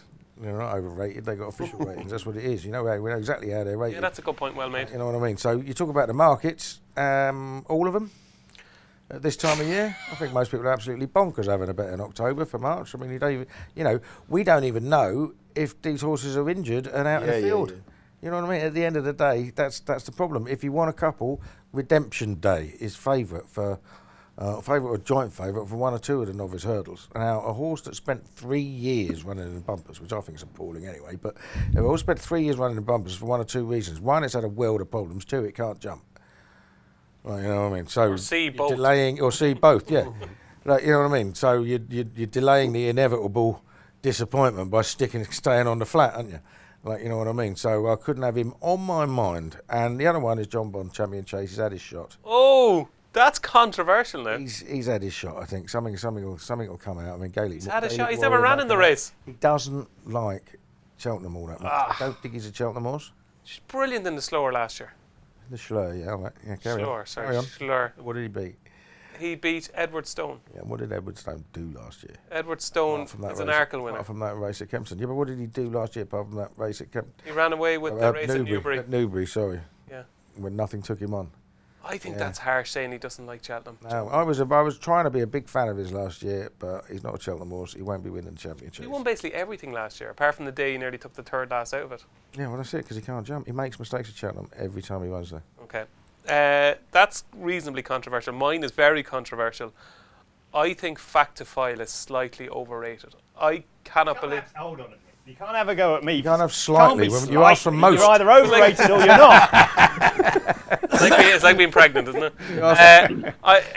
See, the problem is here, I'm going to say this, right? And then this clip is going to be regurgitated when he absolutely bowls up at the Gold Cup. I'm going to agree with you. I think Factifile, I think it is incredible to think that up until a few weeks ago he was joint favourite with Gallop in the Champs for the Gold Cup. Now he's 4-1 Bet365. Gallop in the Champs is 7-2. He's joint favourite in some other firms. But like, if you actually go through it, yes, he's a gorgeous horse, and yes, he's done most things right. But he was beaten by American Mike on his chasing debut, and he beat Gaelic Warrior, but he didn't really beat Gaelic Warrior. Like that may as well have been me carrying Johnny around Leper saying that he beat. You know, that wasn't Gaelic Warrior. He was beaten after 4 fences, like, and then he won a Sun Lions Chase or Bred Advisory, whatever you're having yourself. I think he won a poor enough renewal. You know, Monty Star was second. Giovinco was bang there. Like Stay Away Faye ran a shocker. I'm just not sure that he is the second. I quite like Monty Starr actually, but I will say that when I was watching the race the other day, I questioned whether Factor Fowler get another 2 furlongs. Because I know it looked like he won easily, but I'm not convinced he had. I'm not convinced he had tons in hand. I know what Johnny's going to say, because I know at Leopardstown the time was awesome, Johnny. Yeah, he looks short to me as well. Now, at winning Gold Cup 7-2 or 4-1, it looks tight enough. Yeah. Well, I mean, and the other thing is, he's never been in open company. The other thing is, he's up against a horse that has shown ability up there with the likes of Denman, isn't it? And not quite Corto style King George level, but I mean, Galloping the Shumps is a very, very good dual Gold Cup winner, isn't he? Absolutely, and he's done it. Is in his absolute element at Cheltenham if the ground is soft. Well, that's the point as well, isn't there? There are loads of good staying chasers now. Yeah. It's the best, in terms of strength of depth, it's as good as it's been for many years. Absolutely. Pat Cooney finishes off with our 5th member of the overrated team. Well, I'm going to agree with Johnny here, and I'm going to say good night, Maureen, purely on prices, really. It's not her fault she's related to Forheen, but she comes with the hype around her that's not quite there in the form book. And bear in mind, the mare's Novice Hurdler, there's normally plenty of runners. It doesn't cut up that race at all. She's going to have to win and win again for her to really cement her position as a strong favourite for the race. So I'm with Johnny. Good night, Maureen, but only at the current prices. Okay, so no love in this studio for Maureen in the mare's Novice Hurdle, currently favoured with Bet365. So there you go. That's our overrated team here in Racing Post Studios. Now it's time to have a look at our champion chasers. Yes, the 2-mile open chasing division. And Pat Cooney, give us a look at the champion chase market for 2025, please. Yes, well, say hello to the market leader, John Bond, 7-2.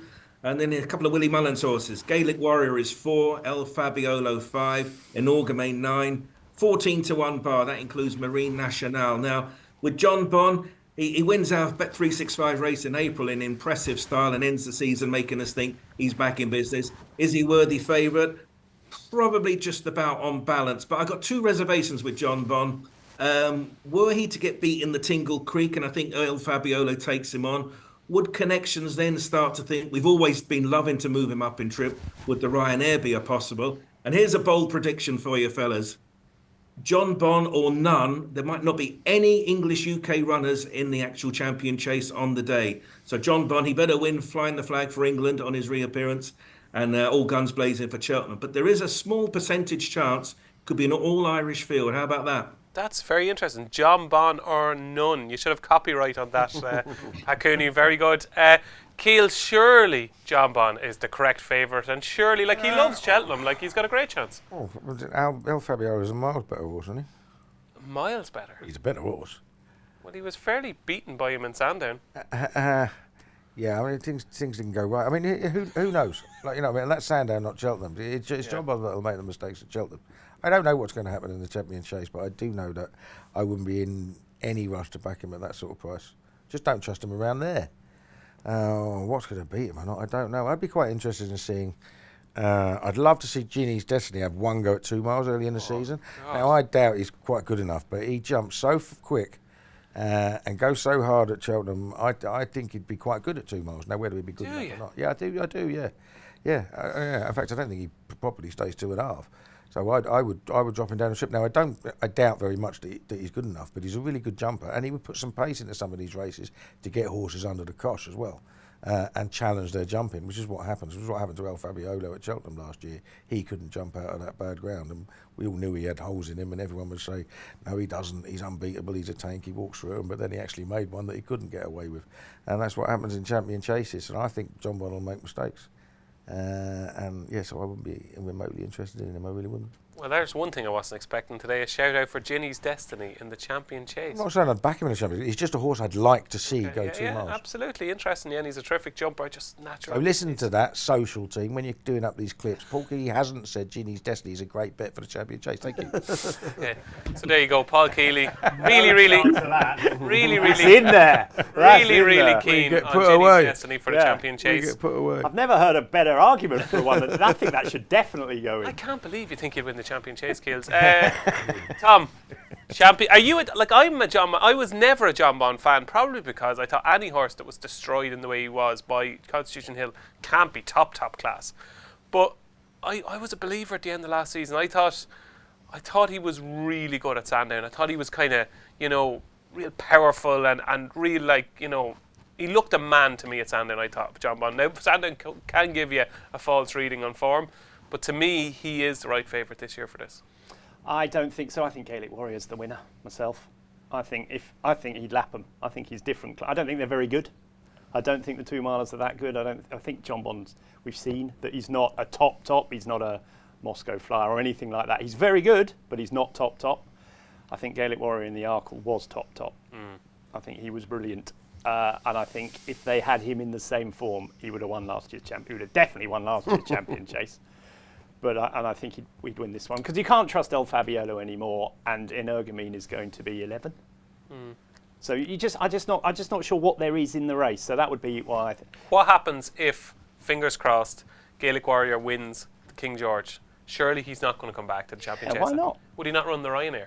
He could do, but it's very winnable, isn't it? It's very winnable. That depends on what happens with the other Mullins 2 milers, I suppose, as well, doesn't it? Yeah. Where do you stand with John Bond, Johnny?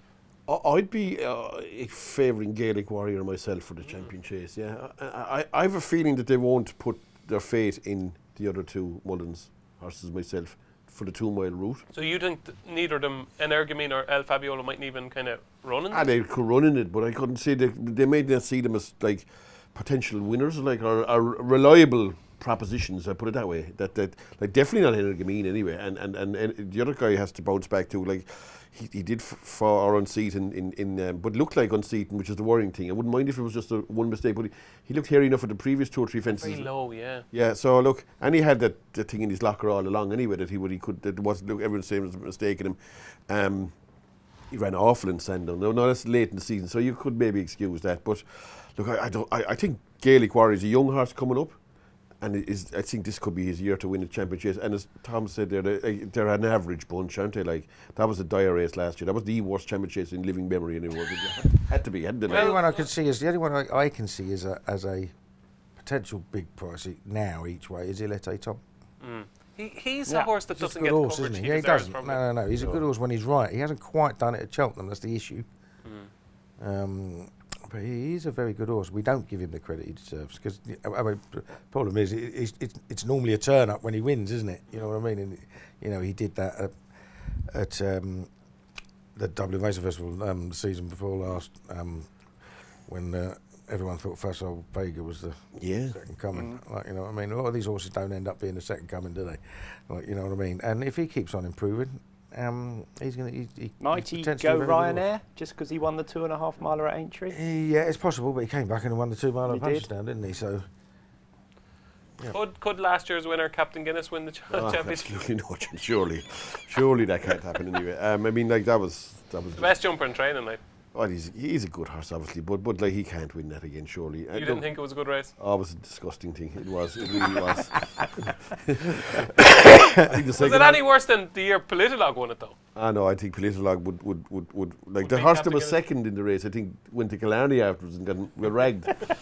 So I just think that was an awful. The race fell asunder. I mean, John Bond was pulled out in the day, and then the other lad fell. But only 2 in the race for starters, and neither of them finished. One of them didn't even run. So look, I mean, I don't think you'd ever get a better chance to win a championship than last year. But like, I'd be surprised if Captain Guinness is around. But it all depends. Like if Gaelic Warrior goes the 3 mile, and they happen to win the King George, maybe he will come back to money. But it's less likely, though. I don't think he would. What? Why not? Where because he'll go to the Ryanair. He could do that. Like they've done with Undersow. Sure, who knows? Maybe they say we'll ever go off the Gold Cup. Who knows? If he won the King George by half the track. I always think the King George is a pace race. It's all about fast horses. Yeah. If you look over the years, your one mans, your Edredon Blue, lots of 2 milers have run well in the King George because it's all about pace. I think these horses are more versatile than people give them credit for. I could see him coming back. Okay, so there we go. It is. I'm the only one who seems to think John Bond will win the 2025 champion chase. Yeah, we have 2 votes for Gaelic Warrior, and you've heard Paul Kealy saying Ginny's Destiny would definitely win the champion chase next year. So clip that one up. Get that out on Twitter, boys. Ginny's Destiny, yes, Ginny's Destiny. The strong stayer over 2.5 miles. Paul Kealy thinks win-win kills. If he did win, you'd be like. Yeah, the hero. That would be the shout in the segment. Open top bus. It's a win-win. It's a win-win if they clip it up for you. That was our look at the Champion Chase 2-mile division. Now it's time for a chat with a jockey who's got a big job this season. He's following in the footsteps of Paddy Brennan. Here was my chat with Johnny Burke from earlier this morning. Jonathan Burke, welcome to the Big Jump Off. Thanks for joining us. Before we start, right, I always called you Johnny. Some people call you Jonathan. Officially, are you Johnny or Jonathan, or which do you prefer? It depends. Usually I call Jonathan if I'm in trouble. Okay. So Johnny's probably the more relaxed version, yeah. Okay, so it's Jonathan for the purposes of the show then, okay? Until you prove yourself otherwise, you're Jonathan. Unbelievably, and this made me feel very old, it is 10 years ago since you rode Sizing Europe to win the PwC Champion Chase at Gorham Park. 10 years ago, Johnny. You must have been about 4 when you rode him, were you? Yeah, it does seem a bit mad, really. I only realised that myself as well recently when it was on, so... seems like 10 years, amazing really. I've been over seven years in England now as well, so amazing really. And obviously it's a big difference. The pace of life and everything in Britain, riding in Britain, is so much more intense than in Ireland. How have you found the last couple of years? And obviously landing the big gig with Fergal, big boots to fill, following Paddy Brennan. Yeah, indeed. I suppose the last couple of years have been good, but when I first moved initially, it was a big change. It was very different, like racing every day, as opposed to Ireland.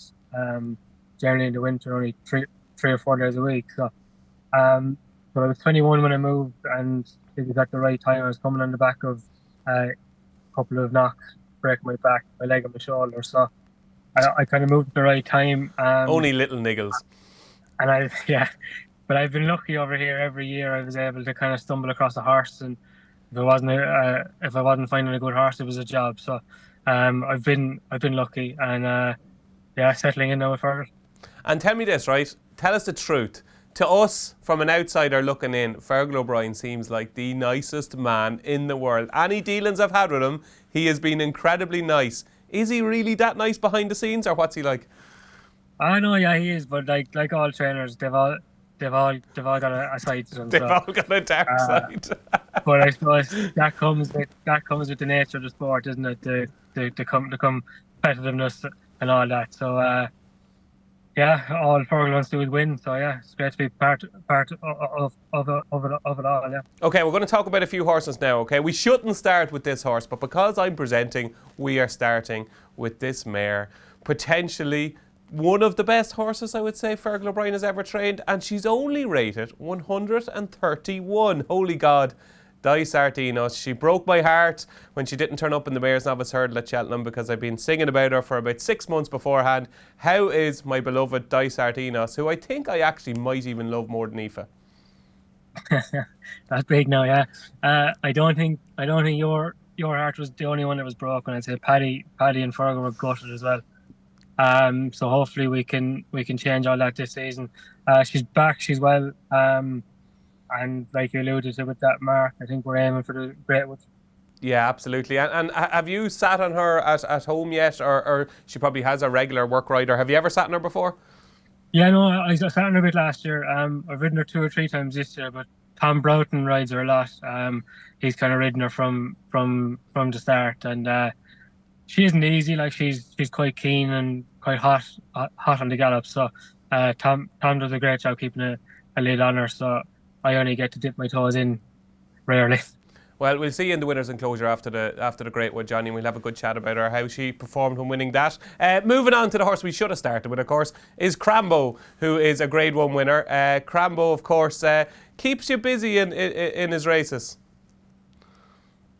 Yeah, he does. I suppose Ascot was brilliant, and it was the best day I got off him. he probably didn't replicate that kind of running in Cheltenham or Aintree for whatever reason. But in Ascot, he was faultless. Like, he travelled great and jumped brilliant and battled well too. So, but for whatever reason, Cheltenham and Aintree just didn't really happen. So, he's back. He's looking great, working well. I think he's going to have a start in Weatherby Charlie Hall weekend with a view to going back to Ascot. And he kind of achieved a lot in a short space of time last season for the first half of the season, didn't he? He made that jump from kind of handicapper to Grade 1 winner in a very short space of time. And do you think maybe he was feeling the effects of that potentially at the end of the season? Because he never really travelled with you at Cheltenham or Aintree. Yeah, maybe so. And we thought we were doing the right thing by not running into Cleve, giving him a break, like giving him that bit of time after Ascot. But for whatever reason, he just didn't turn up in Cheltenham. He went to the start very keen in Cheltenham, and he did that one day in the Challow as well. And never ran his race either. So maybe Ascot left more of a mark than we thought. But like you say, running that Grade 1 company, you need to be battled hardened for it. So hopefully the experience he had last season should help him going into this. Okay, looking forward to seeing him then at Weatherby. Tripoli Flyer, another horse to look forward to? Yeah, he should be out soon. He should be out in the next 10 days, 2 weeks. Been schooling well. We're happy with him. He's obviously, hopefully, one of our flag bearers. He's a very good bumper horse. Probably got mugged a bit in Cheltenham. Oh my God! I'd say you said Paddy was sick when Dice Sardinos didn't run at Cheltenham. I'd say he was even sicker passing the line. I'd say at Aintree that day. He was, but it was just one of them things. Like, he was travelling so well throughout, and he just got mugged really by his mate. So he's a very promising horse. He'll start over at 2 miles somewhere soon. God, he didn't have travel that day. Like, he poked your eye out the whole way. As you said, Paddy was looking left. He probably had no option but to go when he did. Like, and I'd say he's quite exciting. Oh, he is, yeah. He's quite funny though. He probably wouldn't give you that on the gallops. Paddy, like, as I've said a few times, like, is he going to be thinking? Paddy said, "Oh yeah, when you get on him in a race, he'll be different. Like, you'll just be able to go wherever you want." So he's probably good in that sense that he's not an overly flashy workhorse. So we're looking forward to getting him out. And like you said at Aintree that day, they just weren't able to take him far enough, really. You know. We're going to switch tables for a second. Queen's Gamble is a mare that you've had a great association with. She could be in for a big season as well. Yeah, I've sat in her a few times actually. Schooled her a couple of weeks ago and rode her work as well. So she's great. It was unfortunate as well around the same time as Dysart, really. They haven't met in the bumper that time. It was unfortunate both of them kind of got injured or missed the second half of their hurdling season. So she looked very promising. We were gutted that we couldn't go to Cheltenham with her, but she's fine now. She's strengthened up for it. I think they have an eye on the Jerry Fielding with her in Newbury. It seems like a nice race for her. But she's definitely got stronger, and she is one to very much look forward to. And I'm sure you're hoping Dice Sardinos and Queen's Gamble will be staying well away from one another for quite a while yet. I'll be doing my best there. I'll be doing my best to split them.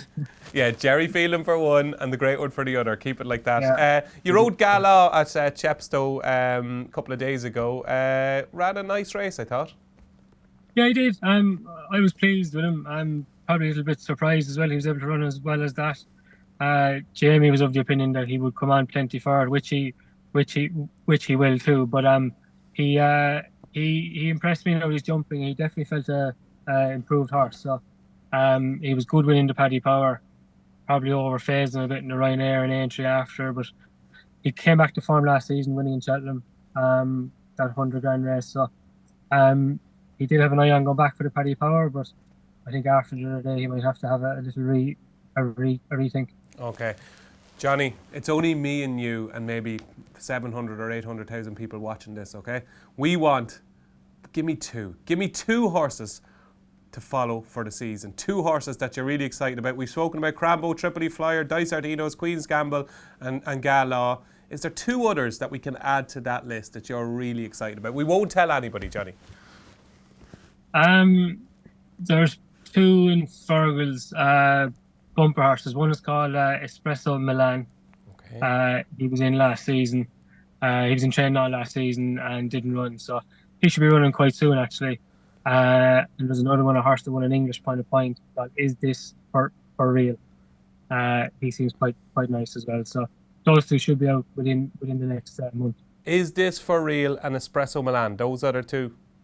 They'll be the two, hopefully. Brilliant. Hopefully, fingers crossed. What a legend. Look, I did it for you viewers. I got 2 and we spoke about all the other stars. Johnny Burke, best of luck for the season ahead.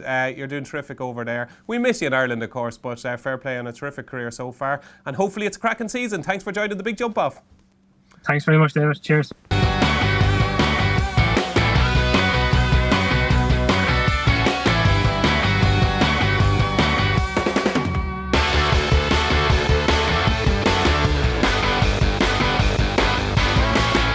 Yeah, you've got to join the Racing Post Members Club for all that exclusive content and interviews and tipping and reading my 3. I was going to say 3 geniuses, but I don't know what's the plural of genius. It's got to be genii. Is it genii? It has to be. So No idea. Read Almost certainly isn't. read my 3 genii in the Racing Post. We would be geniuses if we knew.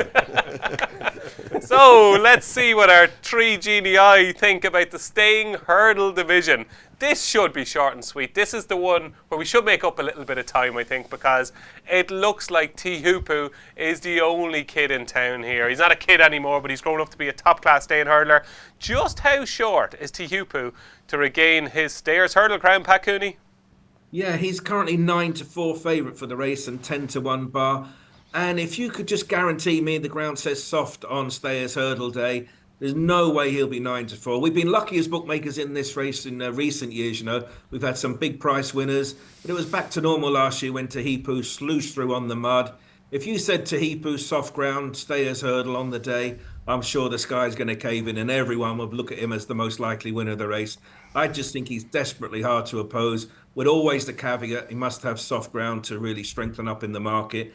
Desperately hard to figure out what's going to actually run against him. We've got horses who have entered in chases this season as well.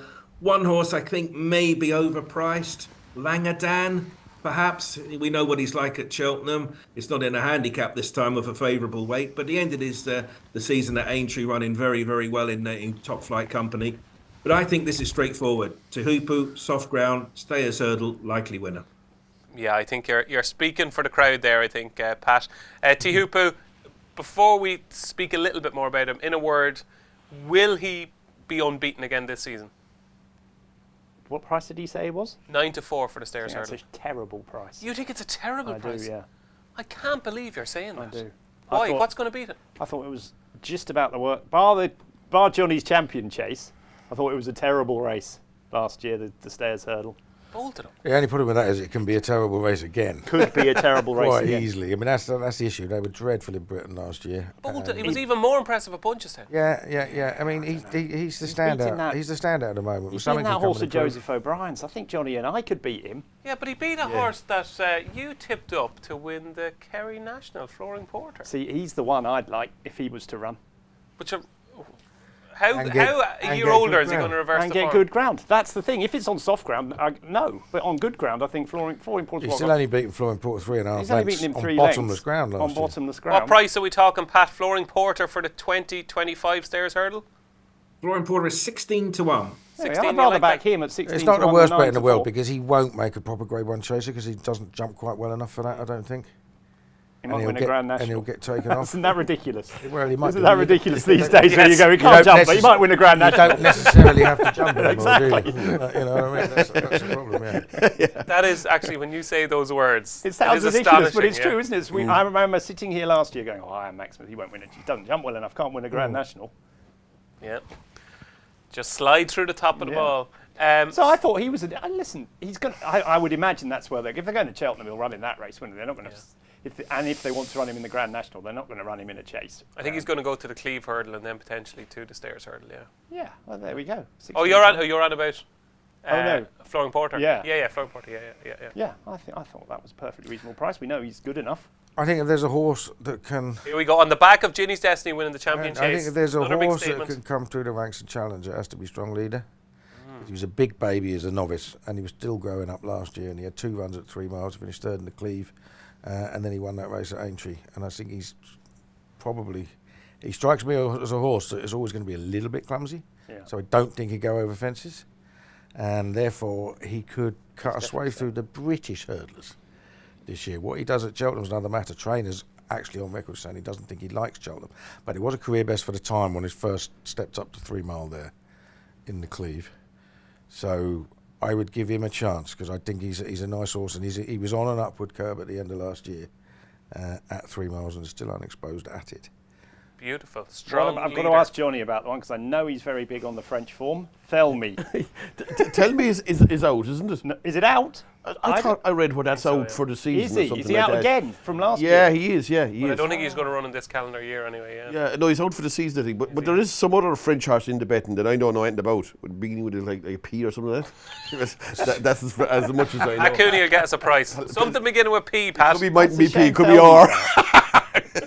Yeah. It's Like I Spy. I Spy with my little between eyes. Something C beginning and with P. W. yeah. It's between C and W. Well, Pat. Look at the list and I can't find one. Can you find any French horse there? There is a horse. Any French-looking horse in your market, Pat, that's somewhere between that begins with something somewhere between C and W in the alphabet. We haven't got it quoted, put it that way. So, You're not that working really properly, is a dark Pat. horse. What's Los Angeles Bleu?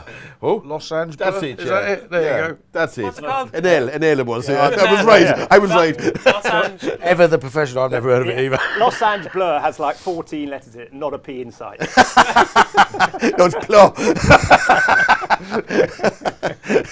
What do you know about him? I just saw his name now, and I said I say you could lay it at about some 20-something to 1 in Bedford. So it obviously has some bit of form somewhere. But it's a horse I never heard of, so I assume it's French. And I presume that it's running in a race like this, it has to have form. Willie Mullins. Cutting edge analysis here in the Racing Yeah, Post. exactly. Look, I'd be favouring T Hoopo, like not the regional. 9-4 is probably not a great price, obviously. Is it not though, Johnny? Because like he's probably going to win the Hatton's Grace. He's not going to run again before the festival, so he could go off odds on. Yeah. You got to get there. I mean, Johnny would never back a horse at 9. No, it's a bit tight. Yeah, it is. Like, although I'm not so sure he's as ground dependent as I thought, and I think a lot of people thought.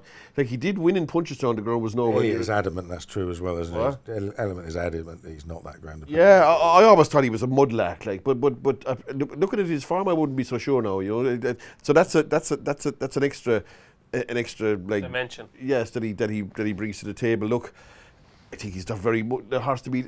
Like what can come into a stairs hurdle? That's the worry. Is there anything to come into these races? Very little, and we have had a history of horses winning this 2 and 3 years in a row.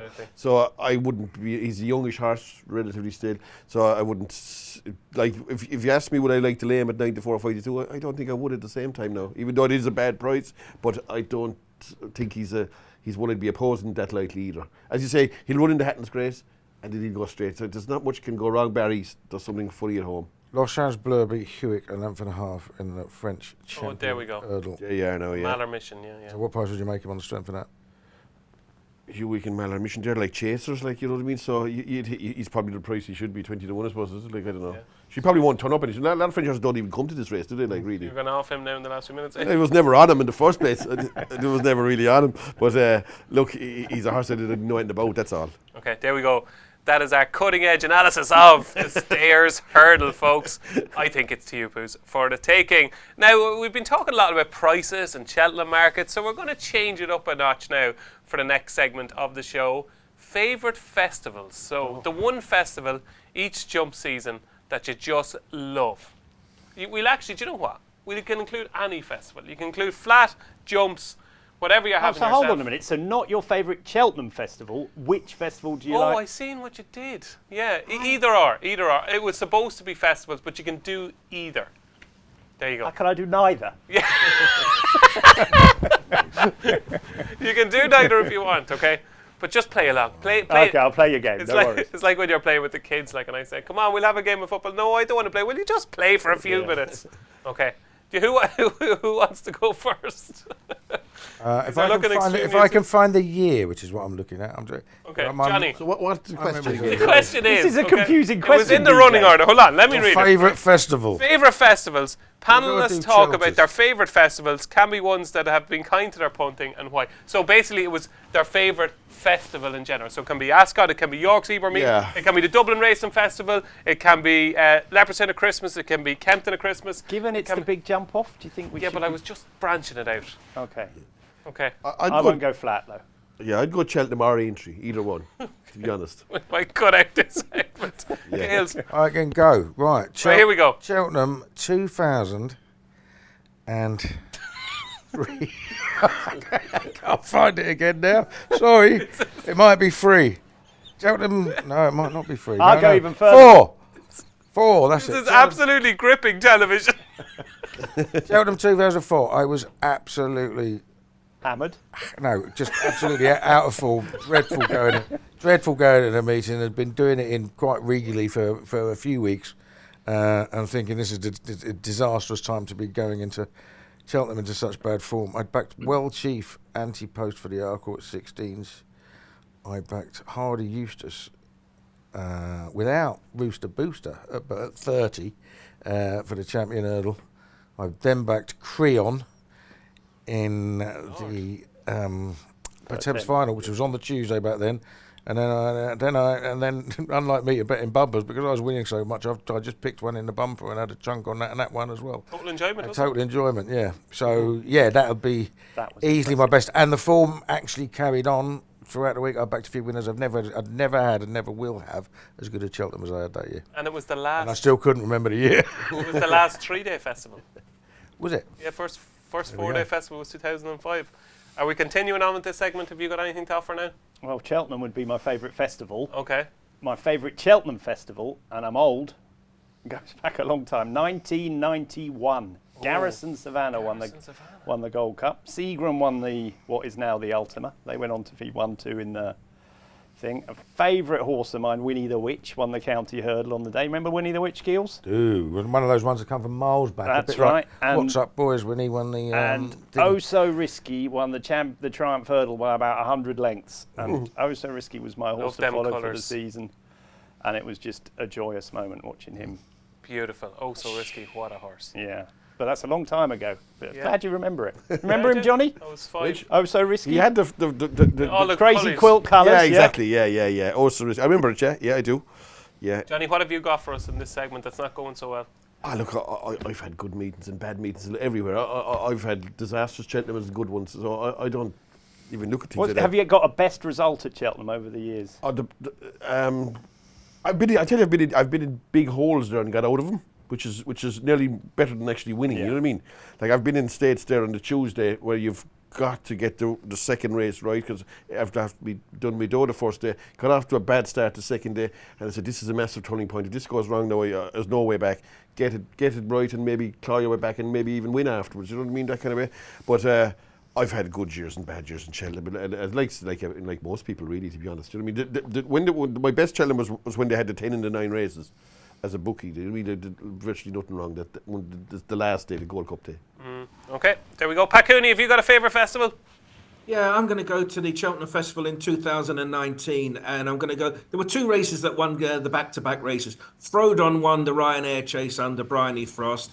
I wasn't on, but it got an enormous cheer. There was just a feel-good atmosphere about the track. And the following race was the Stayers Hurdle, won by Paisley Park, another crowd favourite. Both came from difficult positions. They both looked vulnerable in running, but 2 very, very popular horses, obviously Bryony Frost and Frodon. Paisley Park, didn't we all love him? And I ended the day back in the win of the Lucky Last any second now, which I think everybody else backed as well. So lots of screaming and shouting that day. And it was a real feel-good factor about the day, and I'd love that to be the same again at the 4 days coming up in Cheltenham in March. Yeah, absolutely. Golden hour, and what a golden hour it was that day with Frodon, of course. What a brilliant performance that was. Horse of yours, you loved Frodon, didn't you? Yeah, backed him to win the King George that year. That was a great day. Yeah. It's hard not to like even if you weren't backing him, wasn't he? Yeah, what a horse. There we go. Those are our favourite festivals. It's Gold Cup time here on the Big Jump Off, where we're going to have a look at the 2025 Cheltenham Gold Cup. And Pat Cooney, I think the horse bidding to emulate the likes of Arkle and Best Mate, I think he's just about favourite with you guys. Yeah, Gallopin Deschamps, 3-1 favourite. Fat to File, 4-1. Fast or Slow, 8. 12 to 1 bar, you know the suspects there involved. Galopin the Champ, 3 to 1, yes. Depends which Galopin you look at, really. The November and April versions at Punchestown, where he tends to either need the run or have been over the top, makes him a vulnerable favourite. But if you go from December to March, including the Cheltenham Gold Cup itself, he still remains the one to beat, purely because his stamina is so guaranteed. Factor file, classy horse. I'm sure in running, he's going to be short in running. He'll travel well, but can he stay? This is a long old trip. There's real tough stayers in this race. I don't think he can be a classy non-stayer and win the race this year. But yeah, he's top of the pops galloping. As I say, strip out the November version. He may well get beat first time out. He may well get beat on his last run of the season. The bits in between, he's still the one to beat. Never oppose champions. That's what I was brought up to believe. Never oppose champions, Johnny Dineen. You tried your best last year. Yeah. You were trying to take on Galopin the Champs all season, and Yeah. he won the Gold Cup. That's Fair it, and yeah. square. Will he win it again? Look, he's as Pat said, he's probably the horse to beat. There's some new stuff coming into town now at the same time. You know what I mean? Some really nice young horses coming in. Horses that could possibly improve past him, maybe. Who knows? He's going for third year in a row. Like, it's not easy to win 3, and it's not easy to win 1 out of mine 2, and now he's going for 3. So, look, you wouldn't know. He's short enough, I suppose, really. Like there is some JP's, some 3 or 4 nice horses to come into it. Like some horses, even biggish price horses, like the likes of Corbett's Cross. I know the way you're thinking. Like, obviously, Factor Fight is probably their main one, but then you have the faster slows and even Jerry Colomb, who, like, I do think myself, the only chance if you've beating Galopin the Champs in a race is being in front of them. You're wasting your time trying to come from behind him. And Fast or Slow, to my eyes, was ridden incorrectly in last year's Gold Cup. He should have been ahead of him and let your man try and pass him if he was able. Like, he has proved vulnerable when trying to reel in ones, but nothing can get by him either, though. If he's in front, it's contest over, you know what I mean? So, look, it's a really, really deep Gold Cup at the minute. If they all turned up now, like, you'd have good horses go off 40 to 1, you know what I mean? So, but obviously there'll be probably a few fall by the wayside, but at the minute he wouldn't appeal to me as a bet anyway, no. What would appeal to you as a bet? I just think it's a wide open race. The Gold Cup itself wouldn't appeal to me as a bet at all. Right now it wouldn't anyway. I don't see anything like sticking out as kind of value or anything like that. But it just like the prices are probably about right, I'd say now at the minute. I don't see any. That's the reply to I don't know the answer to that question. Yeah, I don't see anything that I like. You could back a horse like, I know the way you're thinking, and next thing you hear he's going for the Irish Grand National, this kind of stuff. You know what I mean? You want to know what way these horses are going for. You know what I mean? Is Corbett's Cross going to be aimed at the race? Is he good enough anyway for starters? But is he even going to be aimed at it? Maybe they'll say we don't need a second horse or a third horse if we have Factor File. Who knows? Yeah. I know you're quite keen on one here at a price that you think might be able to reverse last year's form. I do. I think Jerry Colomb's a cracking each way bet. I think if you swap the rides and swap the way the race went last year, I think Jerry Colomb could have won the race. I think he got hampered consistently by the loose horse. He lost 2.5 lengths, maybe 3, jumping the second last because the horse jumped across him. He was right upsides Galopin at that stage. He wasn't losing ground at the last. I think he's a top-class horse. I think they're learning how to train him. I think he's got more improvement in him. I don't think there should be that disparity in price. I backed him immediately after last year's race at 20, 25 to 1, something like that. I think he's around 12, 14 to 1 now. I think he's got a cracking each-way chance. I think he's a top-class horse. It was very interesting. We heard from Gordon Elliott earlier where he said he thinks he can get his jumping slicker. He said he's a very good jumper, but he's just spending that fraction too long in the air. And that's one thing he's going to work on. I think that's right. And also I think, a bit like Tuihupu, I think he's better on good ground. I think the better the ground, the better chance Jerry Colomb has, and the worse chance Galopin has. Yeah. And last year conditions went in Galopin's favour. Who knows what they'll be this year?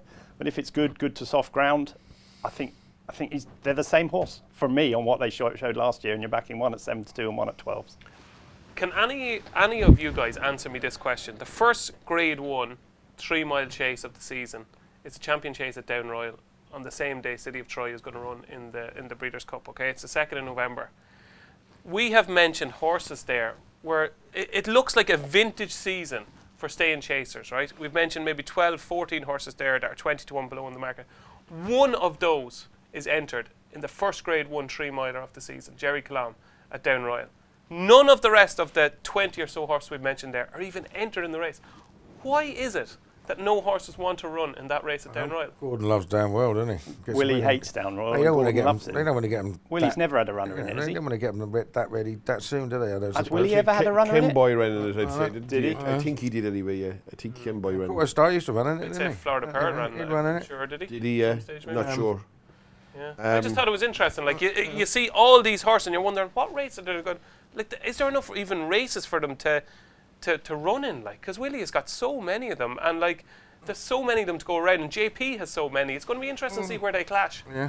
Well, I think the thing is, I think Gordon's on record, isn't he, as saying that like Tihupu, it's going to be one run, maybe one run over Christmas, and then Cheltenham. So you know what you're going to get. Yeah, similar profile. Yeah. So I don't think, unless he completely bombs out, and in any case, he bombed out last year at Christmas, Jerry Colomb, and still ran a cracker, and I don't know what price he was, but I think 12-1 is perfectly reasonable. Okay, that's interesting. 12-1, Jerry Colomb for the Gold Cup. For Tom, have you found anything at a juicy price for us? No, I think that we've reached, he's reached a level that not that many horses get to, and he's held it. And if the ground is soft, I wouldn't oppose him. I really wouldn't. I don't think he'd be, if we ended up with a dry festival for once, I mean, it used to be the other way round, wouldn't it? We used to say if we ended up with a soft festival once, but if we ended up with a dry festival once, I think he'd be Van Roel. But I think he's very, very much the one to beat. I'd love to see Grey Dawning improve and stay. I think he's the one British horse that's got a shot at getting in amongst the places, I think. But no, I think he's very much the one to beat. I'd like to see him do it. I'd like to see another three-time winner. I think he's a considerably better horse than Albin Photo was, and he won too. Could Ile Francais win the Gold Cup? Oh, he has stopped now. So Gallop and the Champs could be vulnerable at the top of the market, we think. Well, no, he's the best staying chaser around, isn't he? But I don't, I think there's not that. He's not miles ahead of Exactly, yeah. Okay, there we go. And Tom was keen on Jerry Colomb at 12-1 for the Gold Cup. Here's what a few racing influencers think about the season ahead. My best bet for the jump season is Willie Mullins to be champion trainer. I think you can get like 11-8 on him. I think he would be keen to do it without maybe people saying he won it last year because of the Grand National, and obviously everyone knows all the horses that Willie's got and how many good ones, and he'll come over plenty this season and plunder a lot of the top prizes in Britain, and I think it's a good price. Good afternoon. My best bet for the jump season is Redemption Day in the Supreme Novice Hurdle. He can be back to between 12 and 14-1. I think that's a big price about a horse who's top class in bumpers a couple of seasons ago. He missed the following campaign, but he bounced right back to form in the spring by absolutely bolting up at Punchestown. I think he's a speed horse. I can't see him stepping up in trip anytime soon. 2 miles over hurdles would be absolutely perfect for him. And quite crucially, he's going to be 8 years old going into the Supreme. He's very low mileage for his age, but he's going to be going up against a lot of horses that haven't yet sort of physically developed. He's in his prime now, and I could see him going off a hell of a lot shorter on the day because I can't really see him being aimed at anything else. So Redemption Day looks a cracking bet for the Supreme Novice Hurdle as it stands. My horse to back for the National Hunt season would be Fac to File. He won the Brown Advisory at Cheltenham, and he is in the King George at Kempton. Favourite is the French horse, Ile Francais. Second in is Fast or Slow. Fac to File, I think 7-1. Get on, good luck. My best bet for the upcoming jump season is Fast or Slow for the King George. This horse loves going right-handed. It's beaten Gallop and Deschamps on 3 occasions. His jumping is so efficient, and that's going to be so effective round Kempton. He's got Ile Francais potentially to contend with, but I think Fast or Slow will take all the beating, and 41's a great price, so I'm going to go Fast or Slow for the King George as my bet of the jump season. My best bet for the upcoming jump season is Mr. Van Gogh, who you remember is a ridiculous plunge in the Scottish National. He went up 4-1 for that race, when in reality he's a horse that wants to slop. The 60-length winner his in the Devon National came on days where it was borderline unraceable. And where's he going to find ground like that this year? I'll tell you where. It's Chepstow at Christmas time. He's currently been put in for the Welsh Grand National. That makes a lot of sense as his aim for the winter. And I think Mr. Van Gogh is exactly the right sort of horse. Still unexposed over fences that'll take a right lot of pegging back in the Welsh National. My best bet for the jump season to come is Salvatore Monday for the Supreme Novices Hurdle at Cheltenham. This horse was tried in the Triumph Hurdle last season, went off quite well fancied, but he was too inexperienced to do himself justice. He came out and won by 62 lengths at Tipperary next time. He looks like he's going to be one of Willie Mullins' top novice hurdlers this season, and if he gets the Cheltenham in one piece in March, he'll be a lot shorter than the price that he currently is. So it's Salvatore Monday for the Supreme Novices Hurdle on the first day of the Cheltenham Festival. For a lot of last season, I thought Burdett Road was going to win the Triumph Hurdle. It didn't work out that way. It was not to be, but I'm hoping that we can get some recompense on November 17. I think he's a great bet for the Great Wood Hurdle. I really like what he's done on the flat, his last couple of runs. First of all, absolutely hacked up at Newmarket, and then a really good run when he was slow away and ran far too freely. Only finished 6th, beaten 7 lengths behind Kyrgios on Champions Day. Really good run that. Burdett Road for the Great Wood, round about 10-1.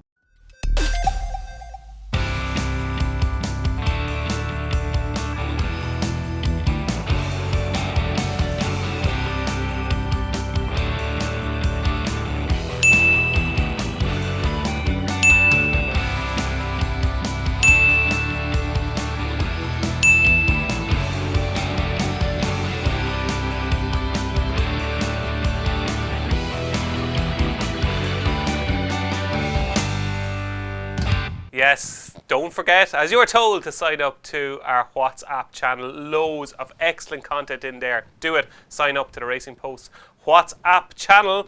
Now it's time for the big moment. It is all of our 5 to follows for the season. We've picked out 5 horses that we think are going to have cracking seasons.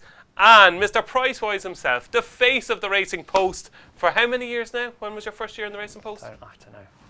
A long time ago. Since 1946, Tom Segal has been the face of the Racing Post. You're 10 to follow, Tom Segal. 5 to follow, hopefully. 5 to follow, Tom Segal is Iroko, Regent Stroll, Frankendale, Jello, or Jello, whatever you're having, and Waterford Whispers. Talk us through those 5, Tom.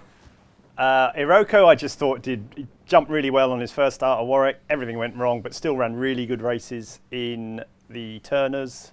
And then at Aintree behind, I know where you're thinking. I think he's a really strong stayer. I think he's got the Grand National on his mind, maybe the Coral Gold Trophy first. So I think he's plenty more improvement in him.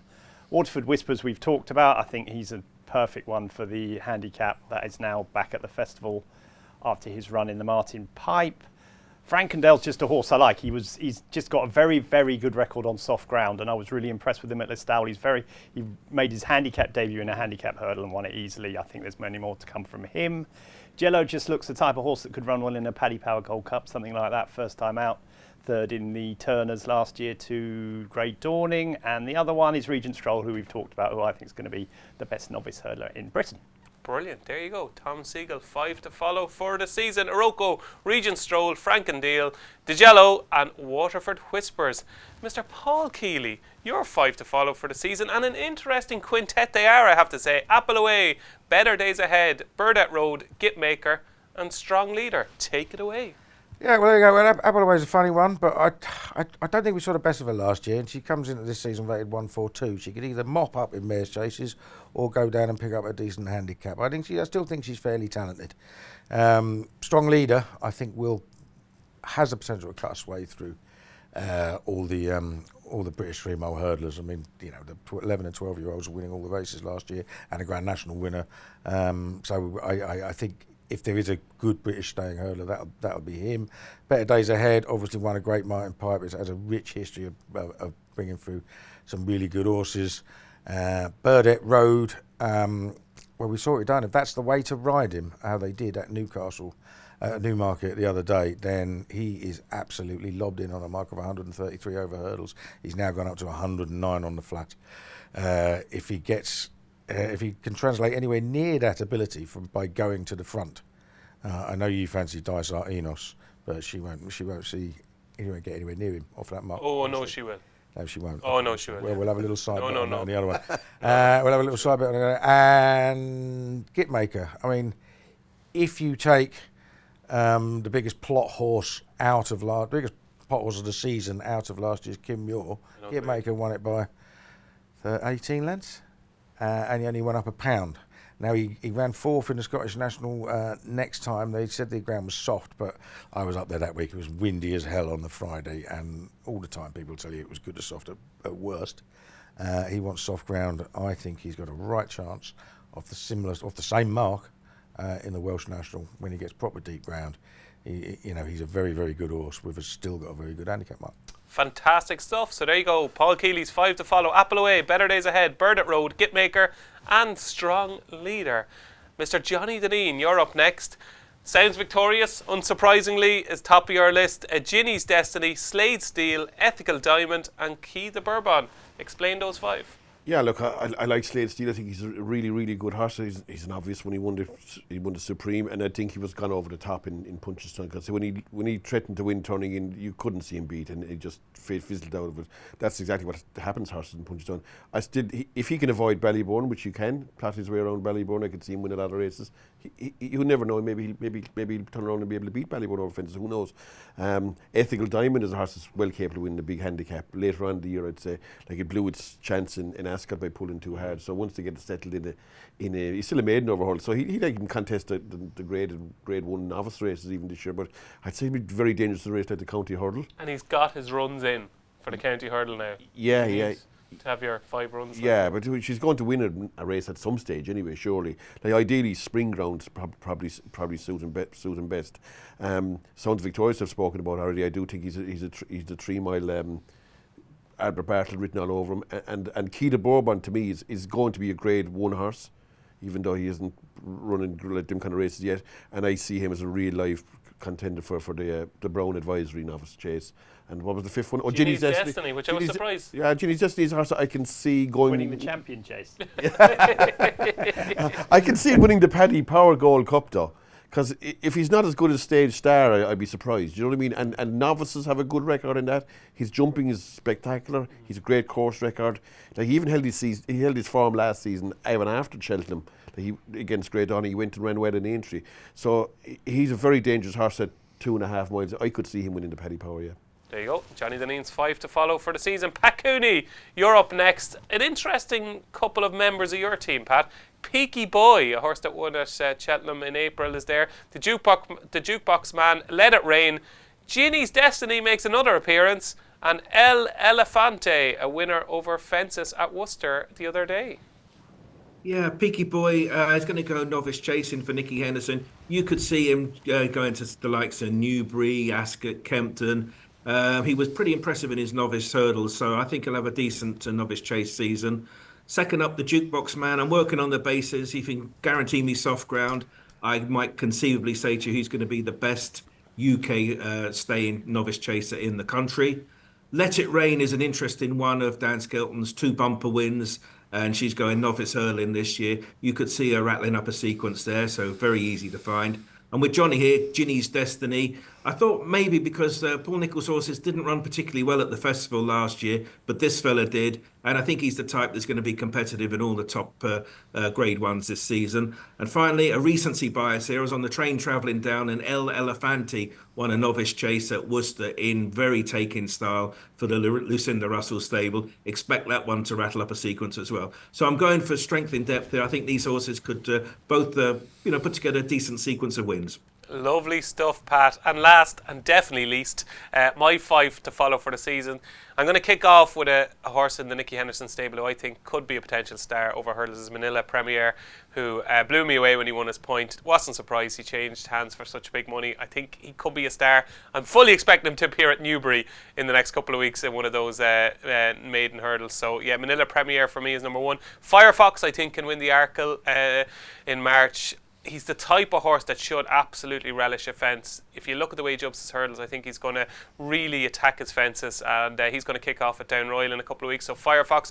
Another from the Gordon Elliott stable, Jalon Dudar race, I think can win the Gallagher Novice Hurdle. I think he could potentially win a lot of those 2.5 mile grade 1s. The Lawlers of Naas Novice Hurdle at Naas in early January could be on his radar. He's another that could start in the next couple of weeks. I think he's a really smart horse, Jalon Dudar race. Dice Sardinos, of course, Dice Sardinos is in my top 5. Myself and Keels have obviously had a bit of an argument here. He fancies Burdett Road in the Greatwood. If Burdett Road is able to give Dice Ardinos weight and beat her, I would be astonished. Dice Ardinos, to me, is by far the best handicapped horse over hurdles or fences starting this season. 131 she's rated.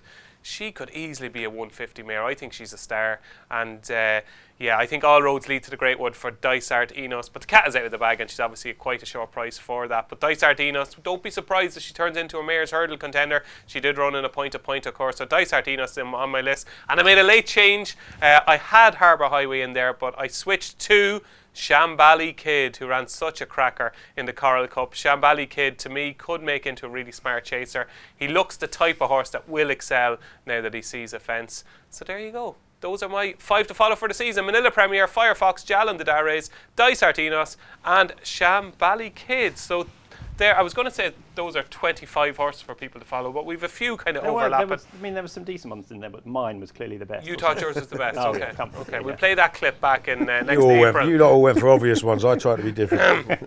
That is our 5 to follows for the season. All that's left to do now is reveal our best bet of the season. So each of our panellists have had to pick out the best bet right now for any race in the jump season. Mr. Johnny Dineen.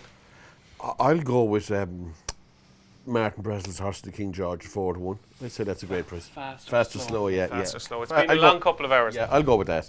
I don't see many better 4-1 chances than that. For a horse that's guaranteed to run there, I think that's fair odds myself. I mean, okay, Gaelic Warrior would be a flying ointment if he did turn up, but that's not a guarantee, surely. Like, he's not going to be any bigger than 4-1 no matter what turns up anyway. That's the way to look at it, and he looks like he's going for the race. Okay, this is a disaster already, because my bet of the season is Gaelic Warrior at 12-1 with Bet365 for the King George, which I think is at least double the price he should be. I'm very much a Gaelic Warrior fan. So Gaelic Warrior is taking on Fast and Slow. 12-1 Gaelic Warrior, 4-1 Fast and Slow. You decide who you want to believe. Most of you will obviously believe Johnny Dineen, and rightly so, because he is the millionaire amongst us. Paul Kealy. Il Francais for the King George. No, at least I really want it to be Burdett Road for the Greatwood. I mean, Dysart Enos is 3s, he's 10s. If he goes there, there won't be anywhere near that difference between them. I think he'll end up fav. But I can't be guaranteed that he will. So I'm going to say Gitmaker for the Welsh National. I'm pretty certain he has to go for that race. It's tailor-made for him. Okay, good choice. Good choice. At least you don't lose your dough on Burdett Road in the Greatwood. So Gitmaker in the Welsh National for Paul Kealy. Tom Segal. Well, the Gold Cup's the best race for me, and I think Jerry Colombe is a cracking each way bet at 12-1. I think there's not that much between him and Galopan, and the rest have a bit to prove. Okay, there we go. Jerry Colombe at 12-1 in the Gold Cup for Tom Segal. And finally, Pat Cooney, round off our best bets for the season, please. Yeah, Mares Hurdle, Cheltenham Festival, Cargisi. I think she was hugely impressive at Punchestown last time out. I thought she was given a lot to do that day, but she won in very taking style. She used to pull hard. I'm sure they'll rectify that this time around. I think she's still improving. So Mares Hurdle, Cargisi with a K. Yes, an interesting pronunciation. Some people go with Cargisi, some people go with Cargis. What would you go with, John? You're very good at the pronunciation. Oh, excellent, yeah. I'd be going with Cargisi or Cargisi, yeah. Cargisi, I suppose, yeah. There we go. Whatever she's called, Pat Cooney thinks she's going to win the Mares Hurdle at the Cheltenham Festival. So that is it, folks. We've got there. We've managed to get through the big jump off, and now Paul Kealy can go to the toilet. Before we go, and before I thank my panelists, a towel as well. It's absolutely sweltering in it. Yeah, I think we've lost two or 3 pounds each along the duration of the show. Before I let you go, don't forget to pick up your Racing Post on Monday, yes, the 21st of October. The big jump off supplement, jam-packed full of terrific stuff. You've got to get it. Super interviews, tip and pieces. We looked at the Novice Hurdlers, Novice Chasers. We look at all the different trainers, jockeys. Everything you need to know about the jump season is in the big jump off, and what a terrific cover it is. Darragh O'Keefe, all mucked up as pictured by Patrick McCann. So there you go, folks. Pat, thanks very much for joining us. Best of luck. I was going to say best of luck for the season. No, not best of luck. We hope you have a terrible 6 months in the jump season in Bet365, and punters win all around them. But thanks for joining us on the show. Have you enjoyed it? Yeah, absolutely. Really look forward to it, and plenty to think about on the journey home. Absolutely, plenty to think about is right. Tom, thanks as ever. Great to see you. Hopefully we'll be seeing a bit more of you now in the next coming very months. quick, DJ. We've had a nice short day. We've really enjoyed it. Thank you very much. Yeah, knock your lights straight out. Paul, great to see you. Yeah, good to see you. You going home for sleep? I'm going home for sleep. I'm making a little detour to the toilet first. Though. Okay. And Johnny Dineen. Yeah, great. Enjoyed the day actually. Yeah, good stuff. There we go. That was your big jump off show previewing the jump season. I've been David Jennings. Best of luck with all your bets during the jump season. It's going to be a cracker.